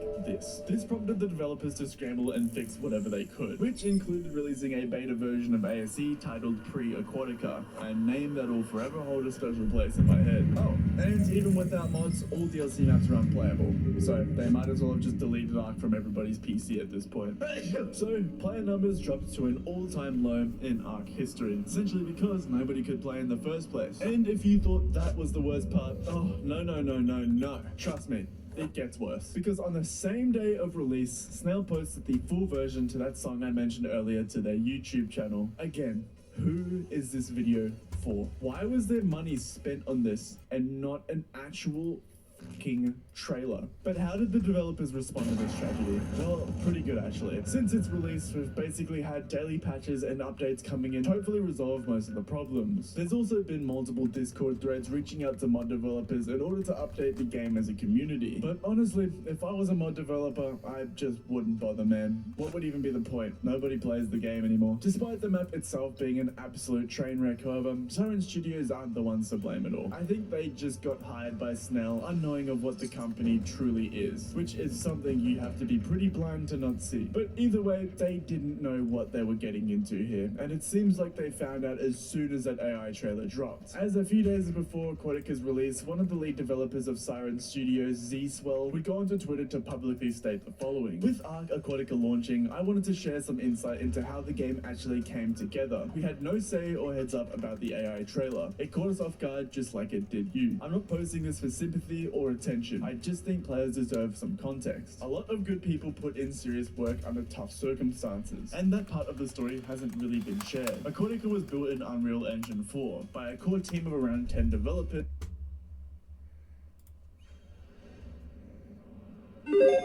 In almost every single way, the marketing for the upcoming Borderlands 4 is desperate to tell players that it's gonna be better than the last game. Everything is about how they're responding to feedback, or listening to criticism, or addressing issues, and I've got to admit, the stuff they're saying sounds like they have actually paid attention to criticism and are legitimately trying to course correct. Whether that actually makes Borderlands 4 a good game or not, I don't know. But there are a lot of changes coming to the fourth game that seem to be designed to revitalize the experience and hopefully remind us why we loved the first two Borderlands games back in the day. Hi folks, it's Falcon, and today the first on two, not three. Talk about how Borderlands 4 I like Borderlands 3. I thought it was okay. Back. And hey, so does Gearbox, the company behind the game. And in this case, the desperation is understandable because the third game really did sour a lot of people's impressions of the series. So with the fourth game, they do need to prove that this game is not going to be like that third game. And at least from all of the previews and talking points I've seen from Gearbox, it does seem like Borderlands 4 is taking the series in a new and potentially better better direction. The most obvious change, and one that sounds pretty refreshing for the series, is they're changing how grappling exploration works. Instead of splitting the game into a bunch of relatively small chunks, the new game will have 4 massive open world zones that you're free to explore in a more player-directed way.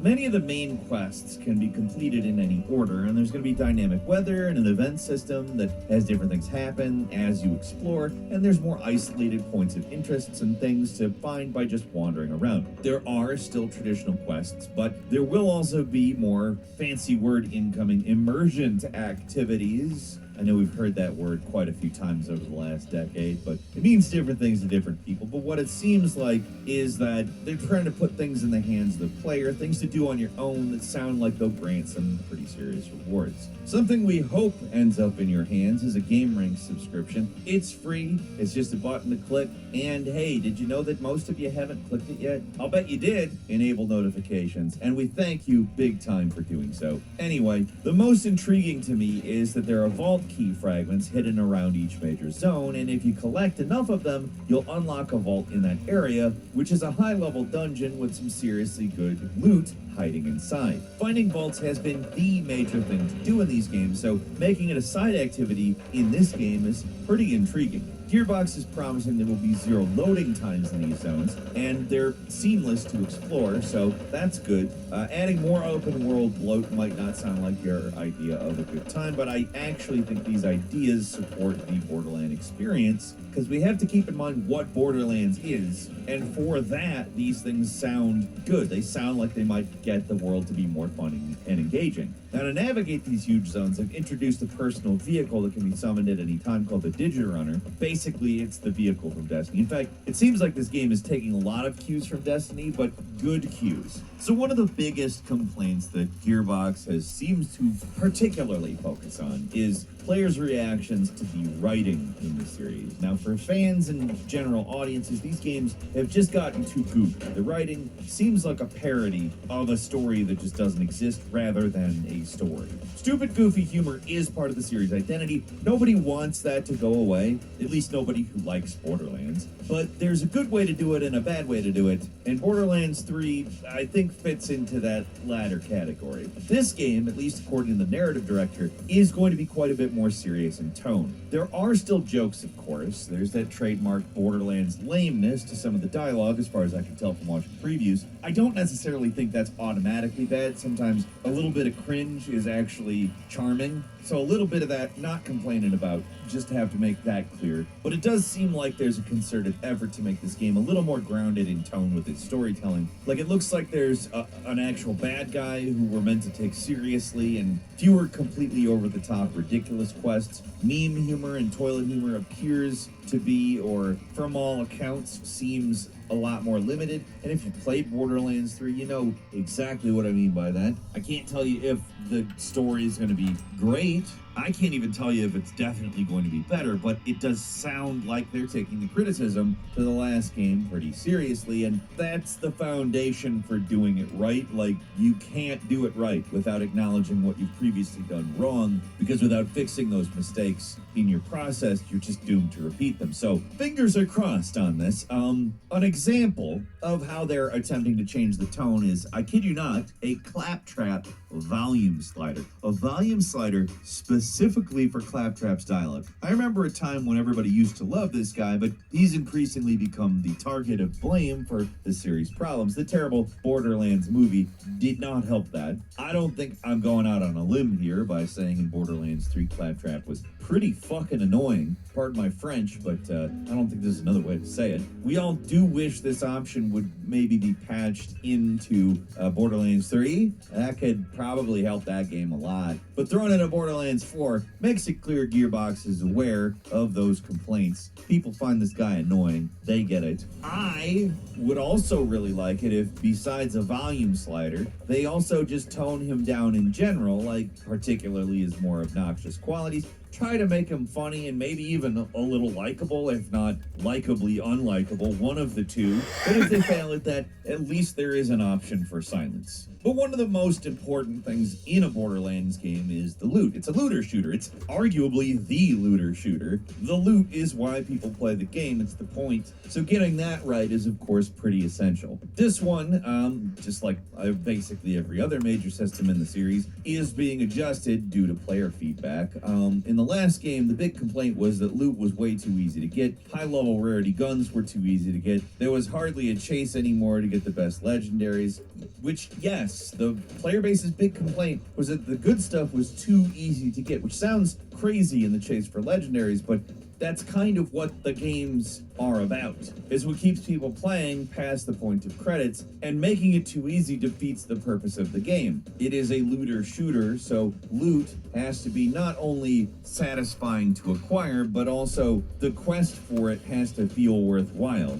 Not necessarily punishing, but worthwhile. It's not the destination, it's the journey. I'll say that for a million different types of genres and ways that stories work and types of mechanics, but really, truly, if it's not fun getting to the end, if it's not fun getting the reward, what's the point? So basically, one of the things they're doing here is adjusting drop rates to make the rarer stuff rare. They want to make the guns feel significant and fun to use, even when they're not the highest rarity, but obviously we'll have to see if that is pulled off in the final game. That's really the refrain here. There's a lot of talk, but will they walk the walk? The thing that defines how guns work in this series is based on their manufacture, and the available manufacturers this time around have changed. Atlas and Hyperion guns are out, while most of the Origins return, except that the Bandit/COV guns have been replaced with Ripper weapons, which essentially fill the same niche. The two new manufacturers are Order, who are the main bad guys of the game, and their charge-based weapons, and Daedalus, which are being described as reliable and easy to use by the developers and use multiple ammo types. A big change in Borderlands 4 is that guns can now have parts from other manufacturers too, so each weapon can have elements of other guns to make them more well-rounded, or completely even change how they function, which can give them an alternate fire or something like that. The chances of these licensed parts appearing on guns increases the more rare it is, so it sounds like this game is going to have more varied weapons than ever before for the series. They're trying to make legendaries a bigger deal too. They're not just rare, but they're also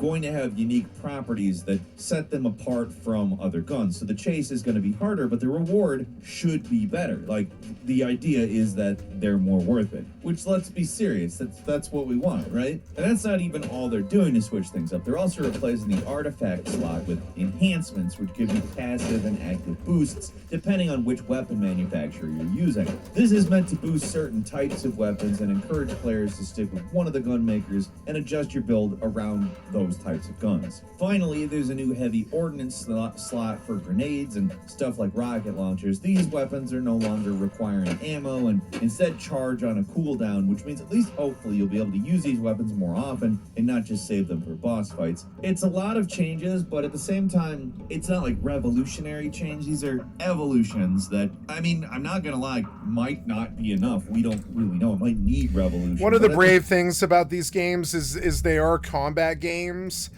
and that does appeal to me. I think I might buy Borderlands 4. It's insane, but I think I probably will. I think I want to buy it on Epic, though. Borderlands 4. I can't believe I'm going to do this.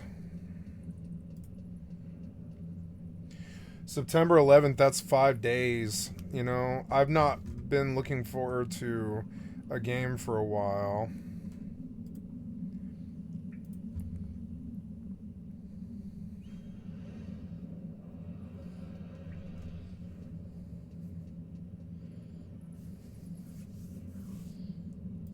Is a vault hunter. What use is a vault hunter? What use is a killer? A brute.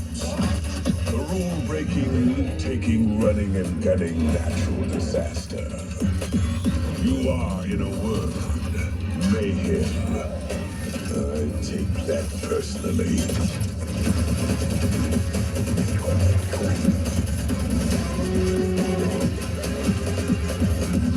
Nothing wrong,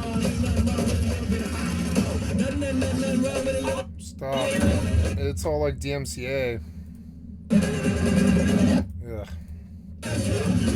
Stop.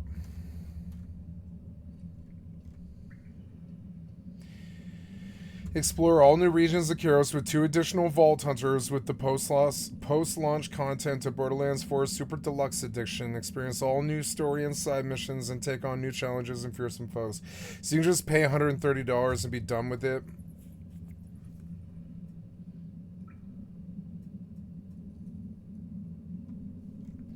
No, I don't know. $70.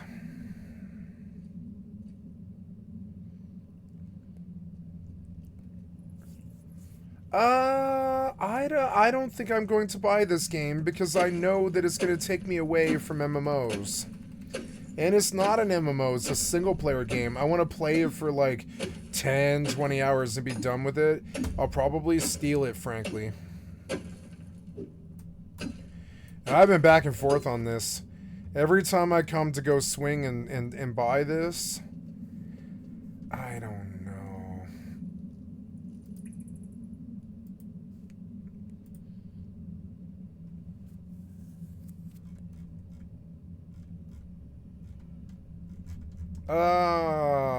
I don't know. I like Tiny Tina Wonderlands, but I don't play it beyond the, you know, the 30 hours it took me to beat it. And that's my thing. I don't want to shell out $100 for 30 hours.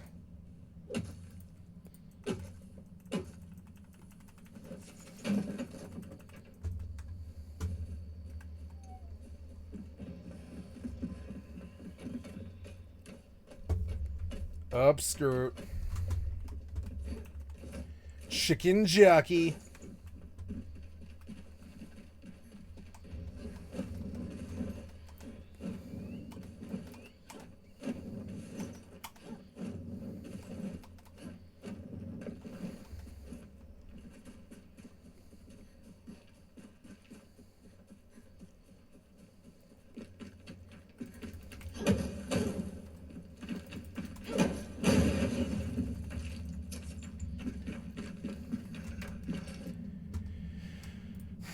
At the same time, it might not. The problems with Borderlands 3 are not irreconcilable problems. This might be exactly what the doctor ordered. I don't know. I've yet to play it, of course. One of the best things about Borderlands 3, like I said, a lot of the bones, not terrible. They actually improved the gunplay a lot in the third game. As a whole, it's not that the gunplay was the deciding factor if the game was good, though. That being said, it was a success. I think they did a good job with it. And it sounds like they're trying to do the same with movement in this game. From the pre-release, the movement looks a lot better. There's a lot of new movement tech here. There's gliding, there's a double jump, there's climbing, a grappling hook. I think I need to give you no explanation on all of it, but altogether it looks like traversal. They say grappling hook, but what they really mean is, yeah, there's this gate, and you have the key.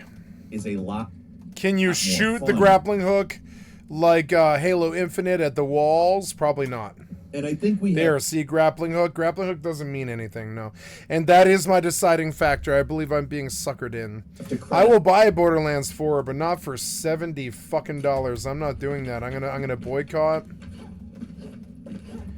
I guess I'll buy Starfield. I was gonna buy Starfield mods. It's kind of crazy.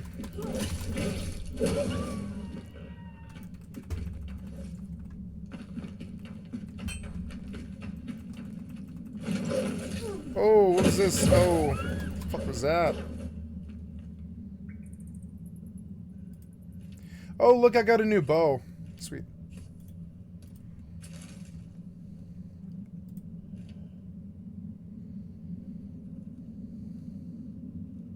I didn't bring food.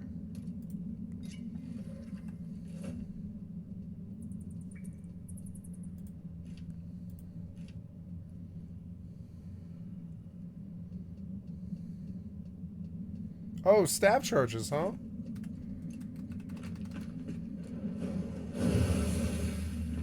Ah, so that's cool. That's good for bosses, huh? Okay. Oh, I like how the wand is like a white torch.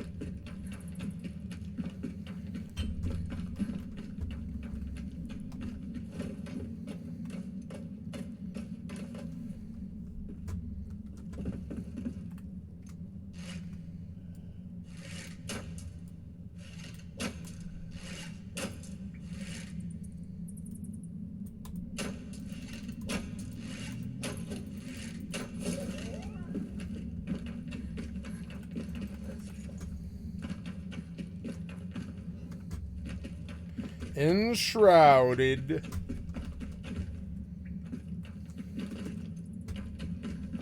There is a lot of exploration in this, definitely.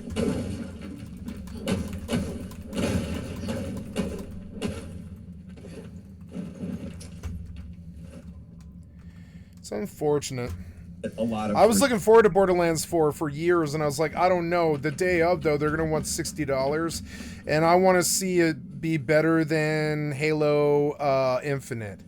And Halo Infinite was a good single-player campaign. I actually did put like 50 hours into it. It's a good game. And if they can't do that, if they can't give me at least Halo Infinite, I don't want to buy the game. If they can't give me a real grappling hook, I don't want to buy the game. I'll probably steal it. And then I'll buy it when it's, you know, $20, $30 next summer. Oh.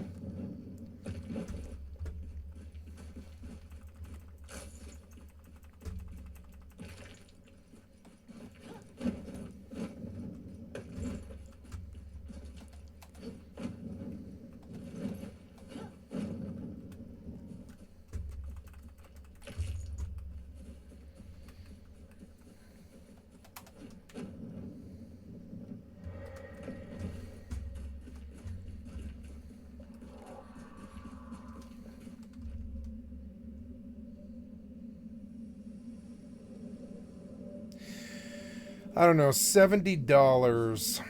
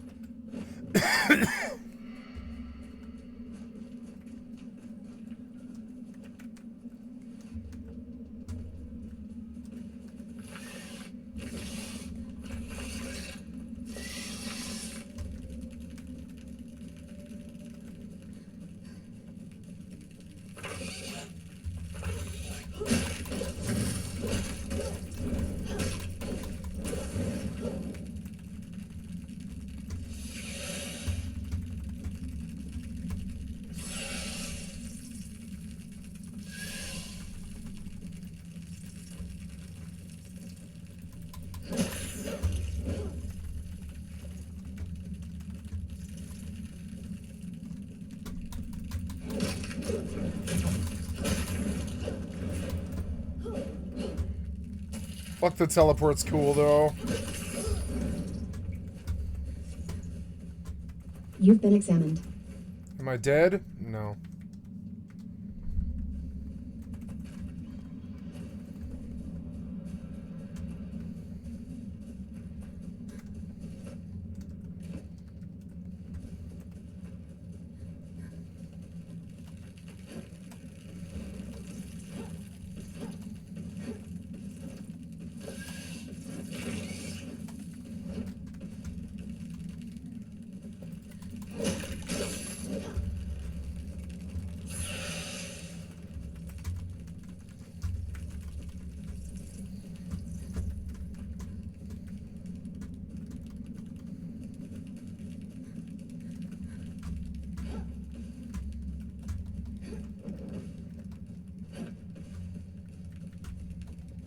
Wow.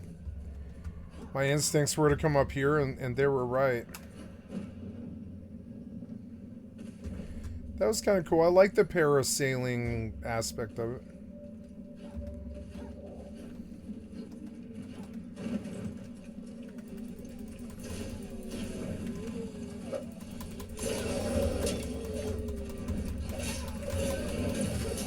I like the combat.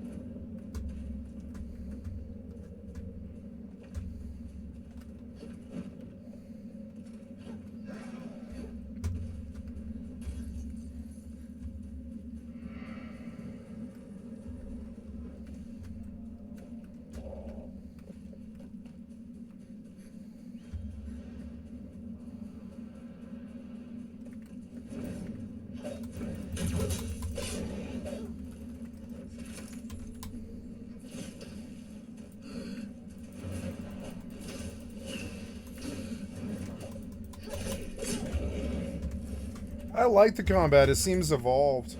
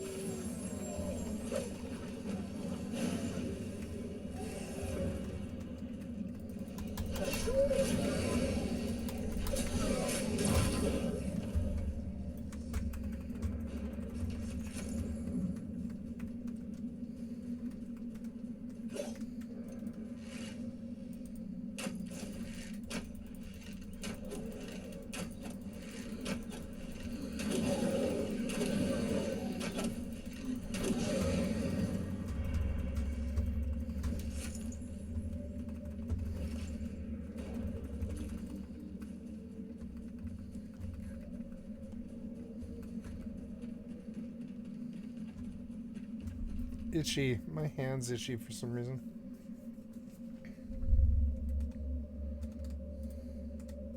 Person games for making movement better over the years, because these types of things are kind of expected at this point, and upgrading older series with these ideas I think is a good all-around move. Fast, dynamic movement is something like I have always felt the Borderlands games needed. It doesn't look like you're rocketing around arenas like in Doom Eternal. It does feel like they took a couple of cues from that. The world looks more vertical, looks more interesting to explore, so unless these abilities turn out to be catastrophically messed up, I feel like this is going to be a net positive and probably an easy win for Borderlands 4. Now, moving around is good, but getting around is a different thing. This is potentially a more complex environment, and they're giving you a robot buddy named Echo 4 to help out with the exploration. They can hack terminals, so you don't have to stand next to something and hold X anymore. It can also scan the environment, help you find stuff, it'll guide you to objectives and points of interest. It's a basic helper robot. We've seen it in a lot of other games, but stuff like an objective tracker is especially handy when you're in these massive areas that require a lot more first-person platforming to get around in. They've also added one other highly requested feature. They finally added full mission and boss replay into the game, and you can now just repeat missions after finishing them, just for fun or for grinding purposes. That's great. That's a great idea. As usual with these games, you're playing as 4 new Vault Hunters this time around, each with their own special action skills that can be deployed in combat to get an edge. Each Vault Hunter has 4 different active skills, each with their own skill trees, and according to the developers, this game is going to have the biggest, most varied skill trees yet. From looking at the various character skills, it looks like the game has a lot of options for how to build a character. Each Vault Hunter's action skills look pretty different too, and they all look fun to use. I'm not going to break down every single character, but in general, it seems like it's what we've come to expect. There's a siren, a big heavy, a gun guy, and someone who does more support-oriented stuff. And as is series tradition at this point, Vault Hunters from previous games will be making a return in Borderlands 4, and that includes some of the ones from the third game. Co-op, still a major focus. Makes sense. It sounds like you've got 4 Vault Hunters sort of geared towards that. That hasn't changed. So once again, you'll be able to play with a team of up to 4 online or 2 with couch co-op. And I mean, I gotta say this, that they're even supporting 2-player local is refreshing. I'm glad to hear it's still a part of these games. And along with an improved lobby system, it could go a long ways in making the co-op experience better. The game is going to have full cross-play as well, and it'll let you adjust the difficulty independently of the rest of your party, so you can play at whatever challenge level you want, which is interesting, to say the least. I feel like that could cause issues or be exploitable, but honestly, who gives a shit? It's not a competitive game. It's good that people get to play it how they want to. His mobs are hard. That's cool. Individual, so loot stealing is not a thing that can happen. They're going to make it so you can instantly fast travel to your allies if you get split up. All in all, nothing too mind-blowing here, but it's all positive sounding. Like, these are good co-op features and stuff you want in co-op, and as long as the net code is good and the performance doesn't tank in split screen. I think this is all looking pretty good. The lame endgame in Borderlands 3 is one of the most disappointing things about it, so they are seriously altering how endgame works in Borderlands 4. Ultimate Vault Hunter mode returns here with some more tweaks to how it works. As usual, it's an increased difficulty mode that makes enemies tougher, but also makes the loot they drop better. Enemies scale to your level, and they have modifiers that can make them significantly more difficult, and that's what you'd expect. But what's changing is how to rank up in the Ultimate Vault Hunter mode. There are 5 difficulty levels at launch, and how to progress through them. You need to explore the planet, complete challenges, and then you eventually unlock a special wildcard mission. I fell! Oh no! Super buffed enemies. I was right at the end. Is attached to them. Oh, and I took fall damage. Previously, and that plays into the end game as well. You can instantly skip to the bosses at the end of a mission by spending Iridium, which is again a major end game resource, always has been, but here you can spend it to speed up boss farming. The end game is also going to be expanded in the game's post-launch period as well. There's going to be the usual paid expansions, but the game is getting a lot of free updates that are going to add new things like invincible bosses and additional Vault Hunter levels. The game isn't going full live service, but it does seem like they want to keep you playing on the hamster wheel, which is actually a good thing, because that's what the point of these types of games are. When they're done right, also, it's actually fun. So if they want to create an infinite experience that isn't actually really a live service, as well as also it has stories that end, I'm there. Like this all, that works for me actually. So that about wraps it up. I think I've made it pretty clear Gearbox at least seems serious about bringing in lapsed players with these changes, and hopefully some newbies as well. They're selling the game as a fresh start for the series. It's yet to be seen if that's actually true, but a lot of what they've said does make they always say that. Be a better Borderlands. It's entirely possible these changes won't amount to much as well, though. That said, I tend to take people seriously until they prove that they can. I have Tiny Tina's Wonderlands, and I know it's a really good game, but I don't ever play it. Because I know it's a main, and I know that that main isn't better than a lot of these other games. It's not better than 76 or Once Human or Rust or a lot of these other ones. I don't know. Wax, Salt, Shroud, Mycelium.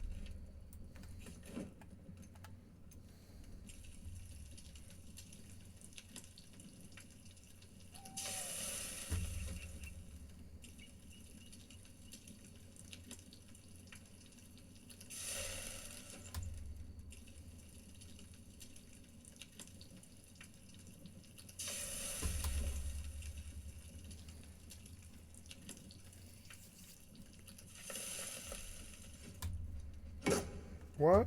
Oh.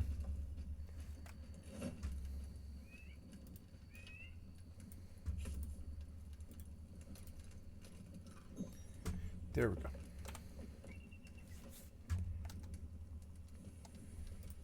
Can't be taken seriously. And Borderlands 1 and 2 are great games. Borderlands 3 isn't. That's one game. I mean, granted, it was a game that got a ton of bad feedback, and rightfully so, but if that's all it took, a single game with a lot of... He doesn't mention Tiny Tina's Wonderlands at all. Great. That's what I now that wasn't truly Gearbox, but I mean, thankfully-ish. I already have. I think I've already got Borderlands 4, and I think it's Tiny Tina's Wonderlands, and I think it's good, but it's not. It's like, you know, it's not worth $100. No. $9.99. Yes, that is not $80, but no, it is not $60. But that's the standard edition for the PC, PS5, and Xbox Series. And the Switch 2 version is coming out October 3rd. That version is apparently supposed to run at about 30 frames per second while docked, with some drops during bigger action segments, so plan accordingly if you're interested in the game. Might not be the most stable Switch 2 port. This is all pre-release information though, take it with a grain of salt. But if Nintendo is the way you want to go, I would definitely recommend reviews first.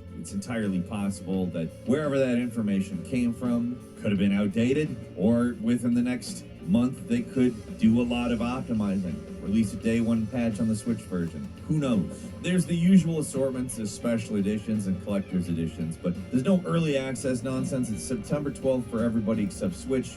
September 12th.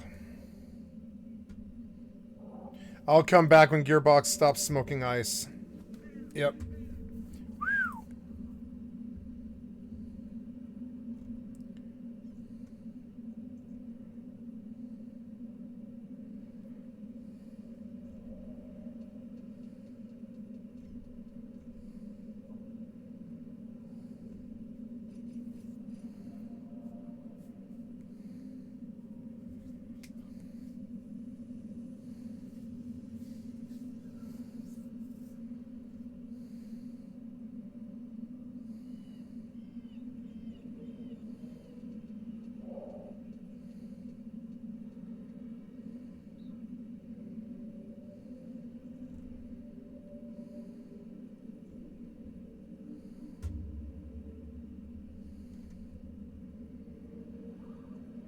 No, it was too easy.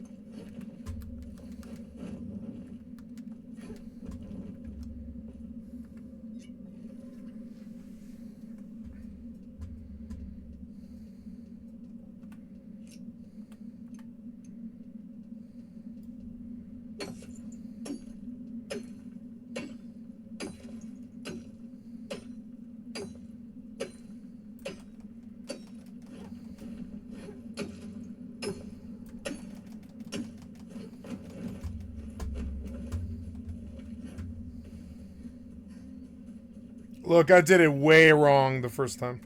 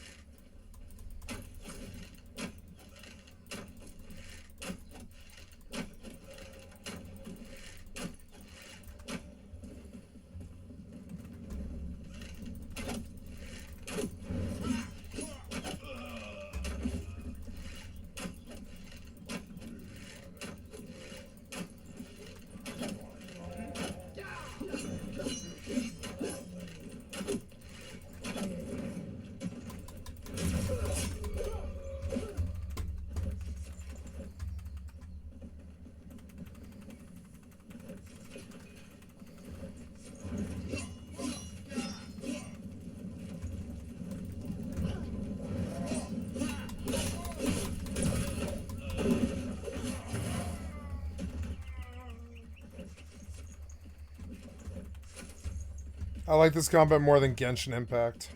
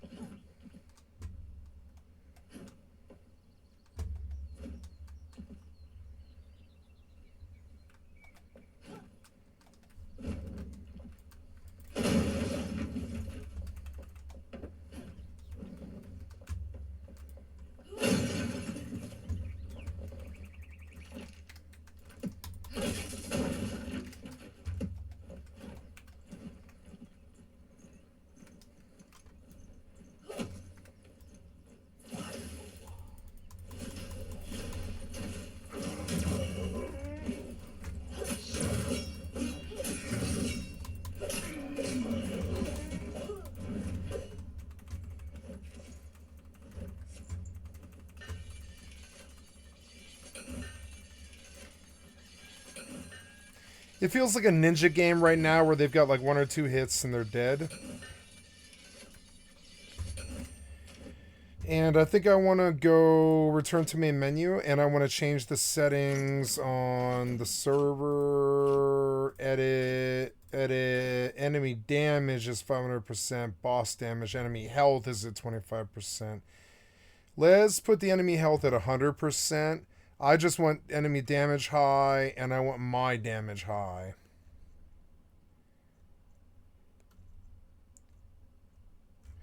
No, I want my damage to feel like it does 50% something. Yeah, like 50%. Yeah, like enemy health skills. Yeah, so like they're not like as chunky. Yeah, but they're not like pushovers. Let's try 75. Let's see how 75 feels. Because these guys, they don't know how to make health bars. It's weird. They're not too good at it. Mithril's down, and it's also up. It's like selling well, but the mats are cheap.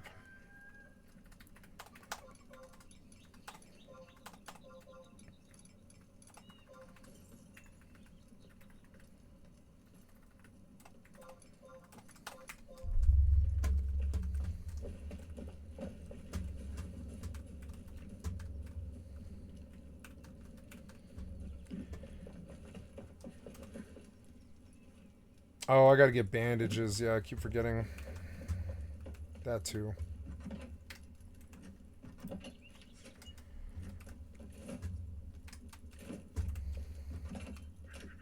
Revisional Scythe. That's a melee with 14 damage. Let's see how it feels.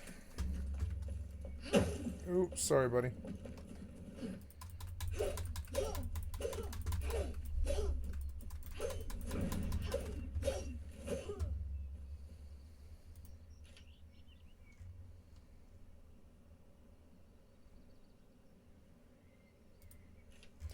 So this axe has a slot, so it's just always going to be better, but we look for something better than this, so we're going to crack this.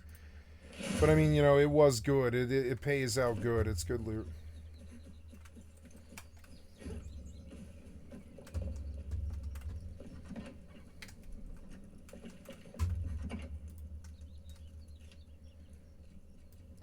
Gonna carry a secondary torch.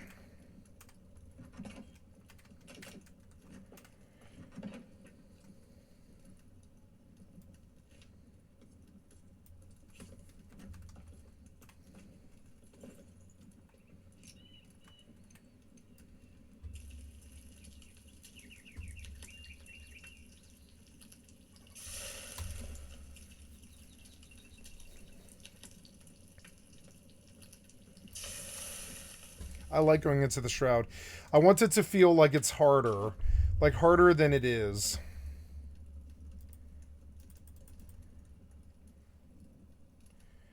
Like enemy damage is boss damage. But see, I don't want their health to be like super chunky. Yeah.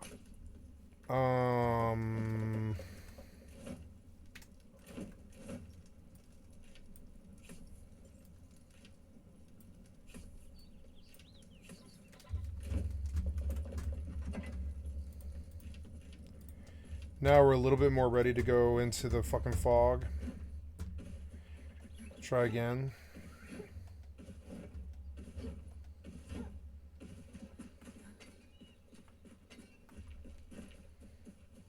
Oh, I want to sleep to full because there's really no reason to use a bandage. You know, I kind of want bombs on my bar. Yeah. I want those tools to be on my secondary bar because I don't use them almost ever. Yeah. And then I want bombs on my bar where I can reach them. Yeah, probably like and then food and water. Yeah, food and water on my bar. Yeah, but the rest of it, there we go, a bit better. Though I want you to go here and you to go here and you, yeah, that's a little bit better. I'm sorry, the staff should always be on my bar.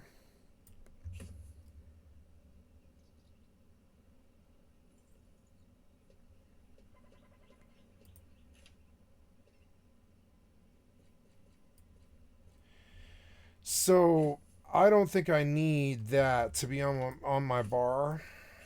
And I'm seeing that I have room for other stuff, but I don't know what it would be. But I want access to the stuff that I actually use. There will be some other tool, but I don't know what it is yet. Maybe throwing knives, but I mean, I don't know. In any event, I'm going to go sleep for a minute.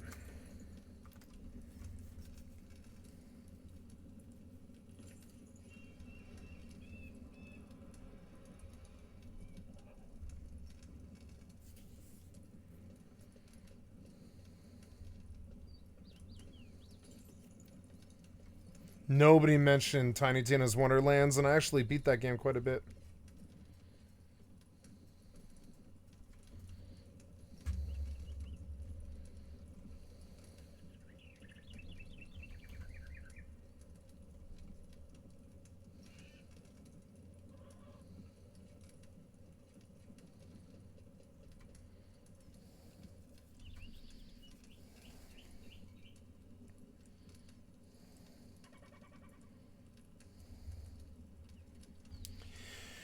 Yeah, they're like the weapons weren't too good, and I'm starting to feel like I want to maybe dodge this bullet. I haven't ever skipped a Borderlands game. I bought Borderlands 2, Borderlands 3, Borderlands Tiny Tina's Wonderlands, and I bought Tiny Tina's Wonderlands like for $30, and I was happy with it, and that's what I'm gonna do with Borderlands 4. I'm not buying Borderlands 4, and honestly, I don't feel like buying mods for Starfield either. I don't. There's nothing to buy right now. It's so annoying.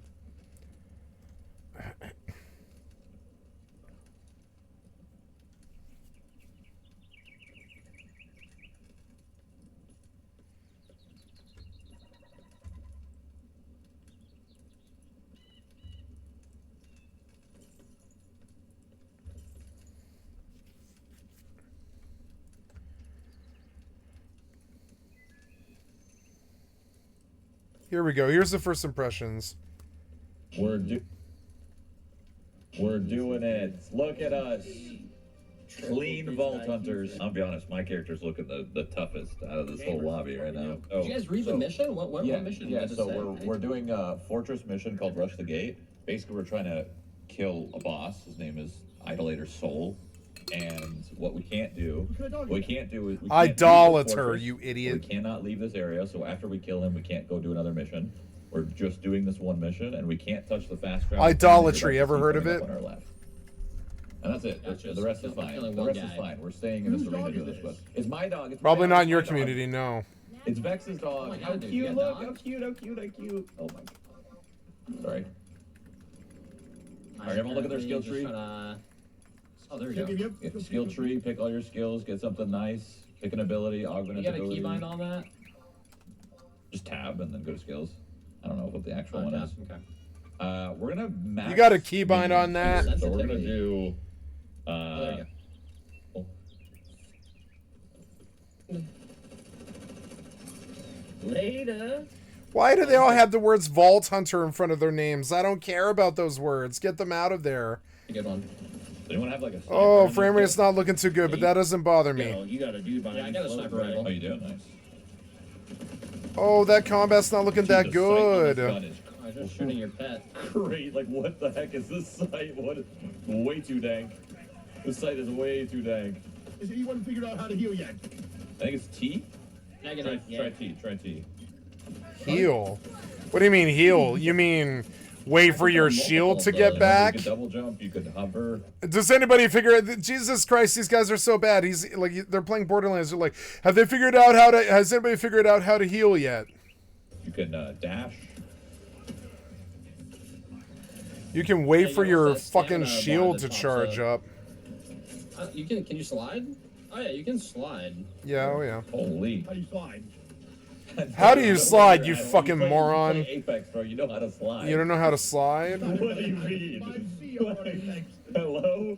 Actually, C does change your weapon to some type of rocket launcher, it appears. It does. This guy said, how do you slide is crazy. I Where's know, Trouble? fucking Trouble's dead. bad. Where's my cat? I don't like this game. I think Tiny Tina's Wonderlands was better than this. It's my cat. Trouble? I don't know how I can heal my little kitty, but my kitty's doing it. Look at him. Tiny Tina's Wonderlands was better than this.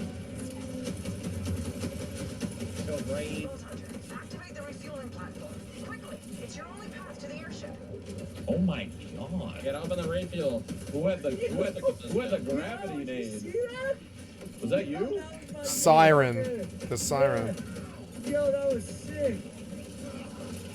It like pulls them too. I did like a little thing where it pulls them. Yeah, you're a siren. You guys are fucking bad. You don't play video games or what? You never play Borderlands or what? I gotta get off these bads. I can't watch this. They're fucking that bad. Never mind. Oh, those guys, oof. I'm just gonna leave it there. Watching them play is like, how do I slide? Oh my god. How do I slide? How do I slide? Yeah, you finally did it, huh? What'd you think of Tiny? See, they don't put. Oh yeah, Tiny Tina's Wonderlands, right? So let's see what he says about Tiny Tina's Wonderlands. I beat every Borderlands game in. Yeah, it's not that hard. Going through the campaign, it's not that hard. Well, it would help me convince my friends to play the game with me. As a solo player, it doesn't really matter that much, but it's something that I was annoyed about. If you grabbed it early, a great little lead in Xylogors for the wedding of Sir Town from Devil Riders. A room. Good. Human. Got some new converts today, and guess what? They brought us the Sacred Vault map. If that doesn't earn them a special place in the family, I don't know. Of all of this is yet another returning issue. The map. Yeah. Christ, you again? It's still a mess. No clear path, constant confusion about whether an objective is above or below you. It's less helpful than having no map at all. Somehow, across No, you're wrong games, about they that. Still haven't fixed this. Yeah, he is right though. They said I could use their B&B character if I wanted, and I was like, hell yeah! And they were like, chop, governor! And I was like, ooh, I'm stealing that accent too. Tiny Tina's writing and voice cast are honestly a major win in my book. From Andy Samberg, Will Arnett, and Wanda Sykes to the return of Ashley Birch as Tiny Tina, you could really tell the team put a huge emphasis on crafting a story that shines through the talent. The side quests are also a noticeable step up from previous games. One standout is a Pinocchio. Yeah, look, Tiny Tina's Wonderlands was a better game than 4, probably. I loved Tiny Tina's Wonderlands, and I beat it. It was a good game. I liked it. It had a good sandbox feel to it, where you're like, oh, I could probably just play this shooter forever if I wanted to. If I was a 12-year-old and it was my first game, Tiny Tina's Wonderlands would be a good game. It was a good game. You could spend a lot of time there, probably thousands of hours. Storytelling. And it was like RNG rolled like a Dungeons and Dragons game, so it would always the story's always the same, but the levels and the fighting is always different. His journey to save his son. And eventually, I mean, after I don't know, 500 hours or something, you become really fucking crazy strong. I was already strong when I beat the campaign. I was like, oh my god, when I use all 3 of my abilities, it just reses the entire fucking room, and all this crazy graphical stuff goes off. I could pop into Tiny Tina's Wonderlands. I have it. I will never stop trying to. But see, and this is why I shouldn't play Borderlands 4. I actively like Tiny Tina's Wonderlands. I wish I could play it more, but I don't. I don't, because I shouldn't buy Borderlands. I don't have time for it. It just doesn't have that kick in the fucking head that gets me to fucking subscribe to it, essentially, like an MMO. It just doesn't have that. Honestly, I'm enjoying Enshrouded a lot more than I know I'm going to enjoy Borderlands 4. I know. I like the combat in Enshrouded more than the combat in Borderlands 4, which is fucking sad. It's like, there's not even guns in this game. But I still like the combat more because it's got this action, arcadey... Oh, you threw a bomb, did you? What the fuck was that? Why did you throw a bomb, you idiot? Don't throw a bomb. Yeah, see, but the action's all arcadey and popcorny. And I like that, and Borderlands has that too, but not really. It's more of a shooter. Wonderlands had a fucking mage feel to it. You're more a mage than you are like a shooter. And it had a very good mage feel to it, but it was still shooter levels. I wish it kind of had more of a mage approach to it. Ooh, stuff. Yeah, nice stuff. Yeah. Oh, those potions, yeah? Potions. You have 2 torches on the bar. That won't do. I need that. No, I don't need potions. But I mean, you know, when my health bar gets bigger, yeah, excuse me, fairly drunk, excuse me. Ooh, I want another beer. I'll BRB. Oh, am I in the shadow? No, I'm not. I'm sorry, I'm not in the shroud. No. So here we go. It hit harder than I expected. Yeah, I did too. I felt that Wonderlands hit harder than expected, you know?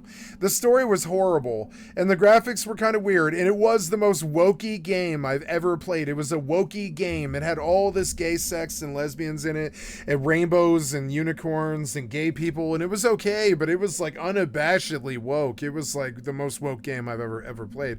And it was shooting for that. It was like, here's a lot of rainbows shining out of a fucking unicorn's ass, and they were like making jokes like that in the game too, you know, and that's cool. I mean, like, you know, from a leftist point of view, it was like, well, at least they're leftists.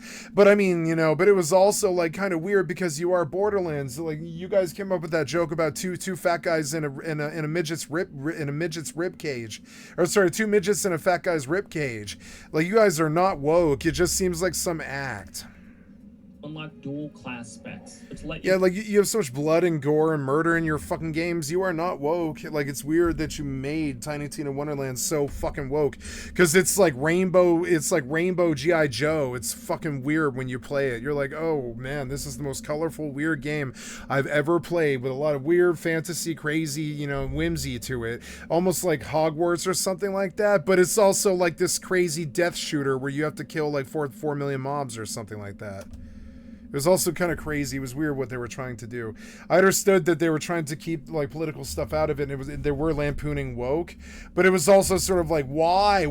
Like, you don't need to just make a game.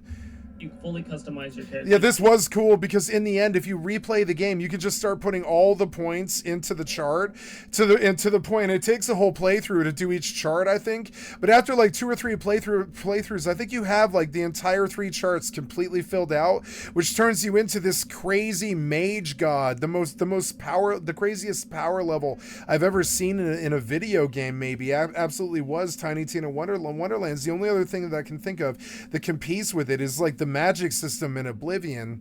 Like, by the end, when you max out all these charts and stuff, you get crazy. I know, because I did max out one of these charts, and I was like, okay, here's my crazy whirlwinds that just shoot through the room for 16 seconds that kill everything here. Here's me lifting up like 15 mobs into a crazy gravity storm, and now I'm shooting like tornadoes, and now I'm firing my actual weapons, which is like this chain gun, like nail gun, you know, that like sprays faster than a fucking chain gun does. And it was just crazy, and it was the most power I've ever experienced in a video game. But it was also sort of like, why, you know, why? It's all the same shooter levels.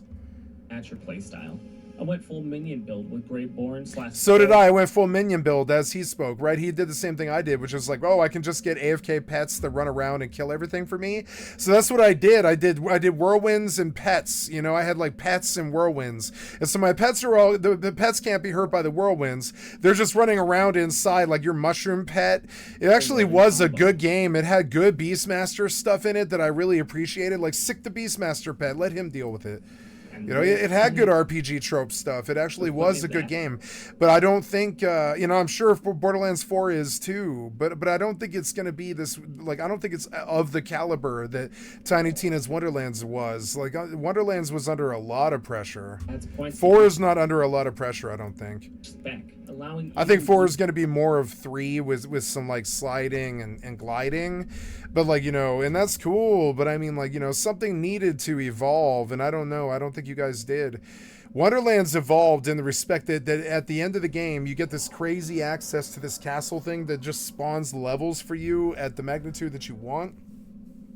And they're all procedurally generated, which was the whole thing. There's some Dungeons and Dragons DM casting out levels, kind of like that level spawner in what's it called? Bloodborne, right? And you're like, what's that thing in Bloodborne where you can manufacture levels of your own, the gay old thing where you can like manufacture your own levels? They made that in Wonderlands where you can just like, you can just keep playing like endless, like, you know, RNG procedurally generated levels while you just keep leveling into your charts and getting stronger and stronger and better guns. And but I mean, the core gameplay loop was like setting off 3 or 4 buttons that light up the screen into this crazy rainbow of just, there it is. You see it as like there's all this blood and blue fire and stuff going off all over the screen, and you have like a mushroom companion who's fighting things, and it was an interesting game. I liked it quite a lot, but I don't think I'll ever play it again. And that's the problem with Borderlands, is it's good for its little 30-hour run. And boy, you really want to catch that 30-hour run when other people are doing it, because it's quite fun. But for character customization. On top of that, the game finally introduces a Borderlands first character creation system, letting you truly make the character your own. That level of ownership is something I've always wished for in the series. Yeah, it was a better game, see? Like 4 is not like that. 4 doesn't let you make your own character. Like mode called Chaos Chambers. Yeah, there it is, the Chaos Chambers. I skipped ahead too far. More than guns and ships to defeat him. So one of the first things that come to mind about what I didn't like about the game. We're gonna do what he liked and what he didn't like. Their B&B character if I wanted, and I was like, hell yeah, and they were like, chopped, governor, and I was like, ooh, I'm still in that accent too. Tiny Tina's writing and voice cast are honestly a major win in my book. Yeah. From Andy Samberg, Will Arnett, and Wanda Sykes to the return of Ashley Birch as Tiny Tina, you could really tell the team put a huge emphasis on crafting a story that shines through the talent. The side quests are also a noticeable step up from previous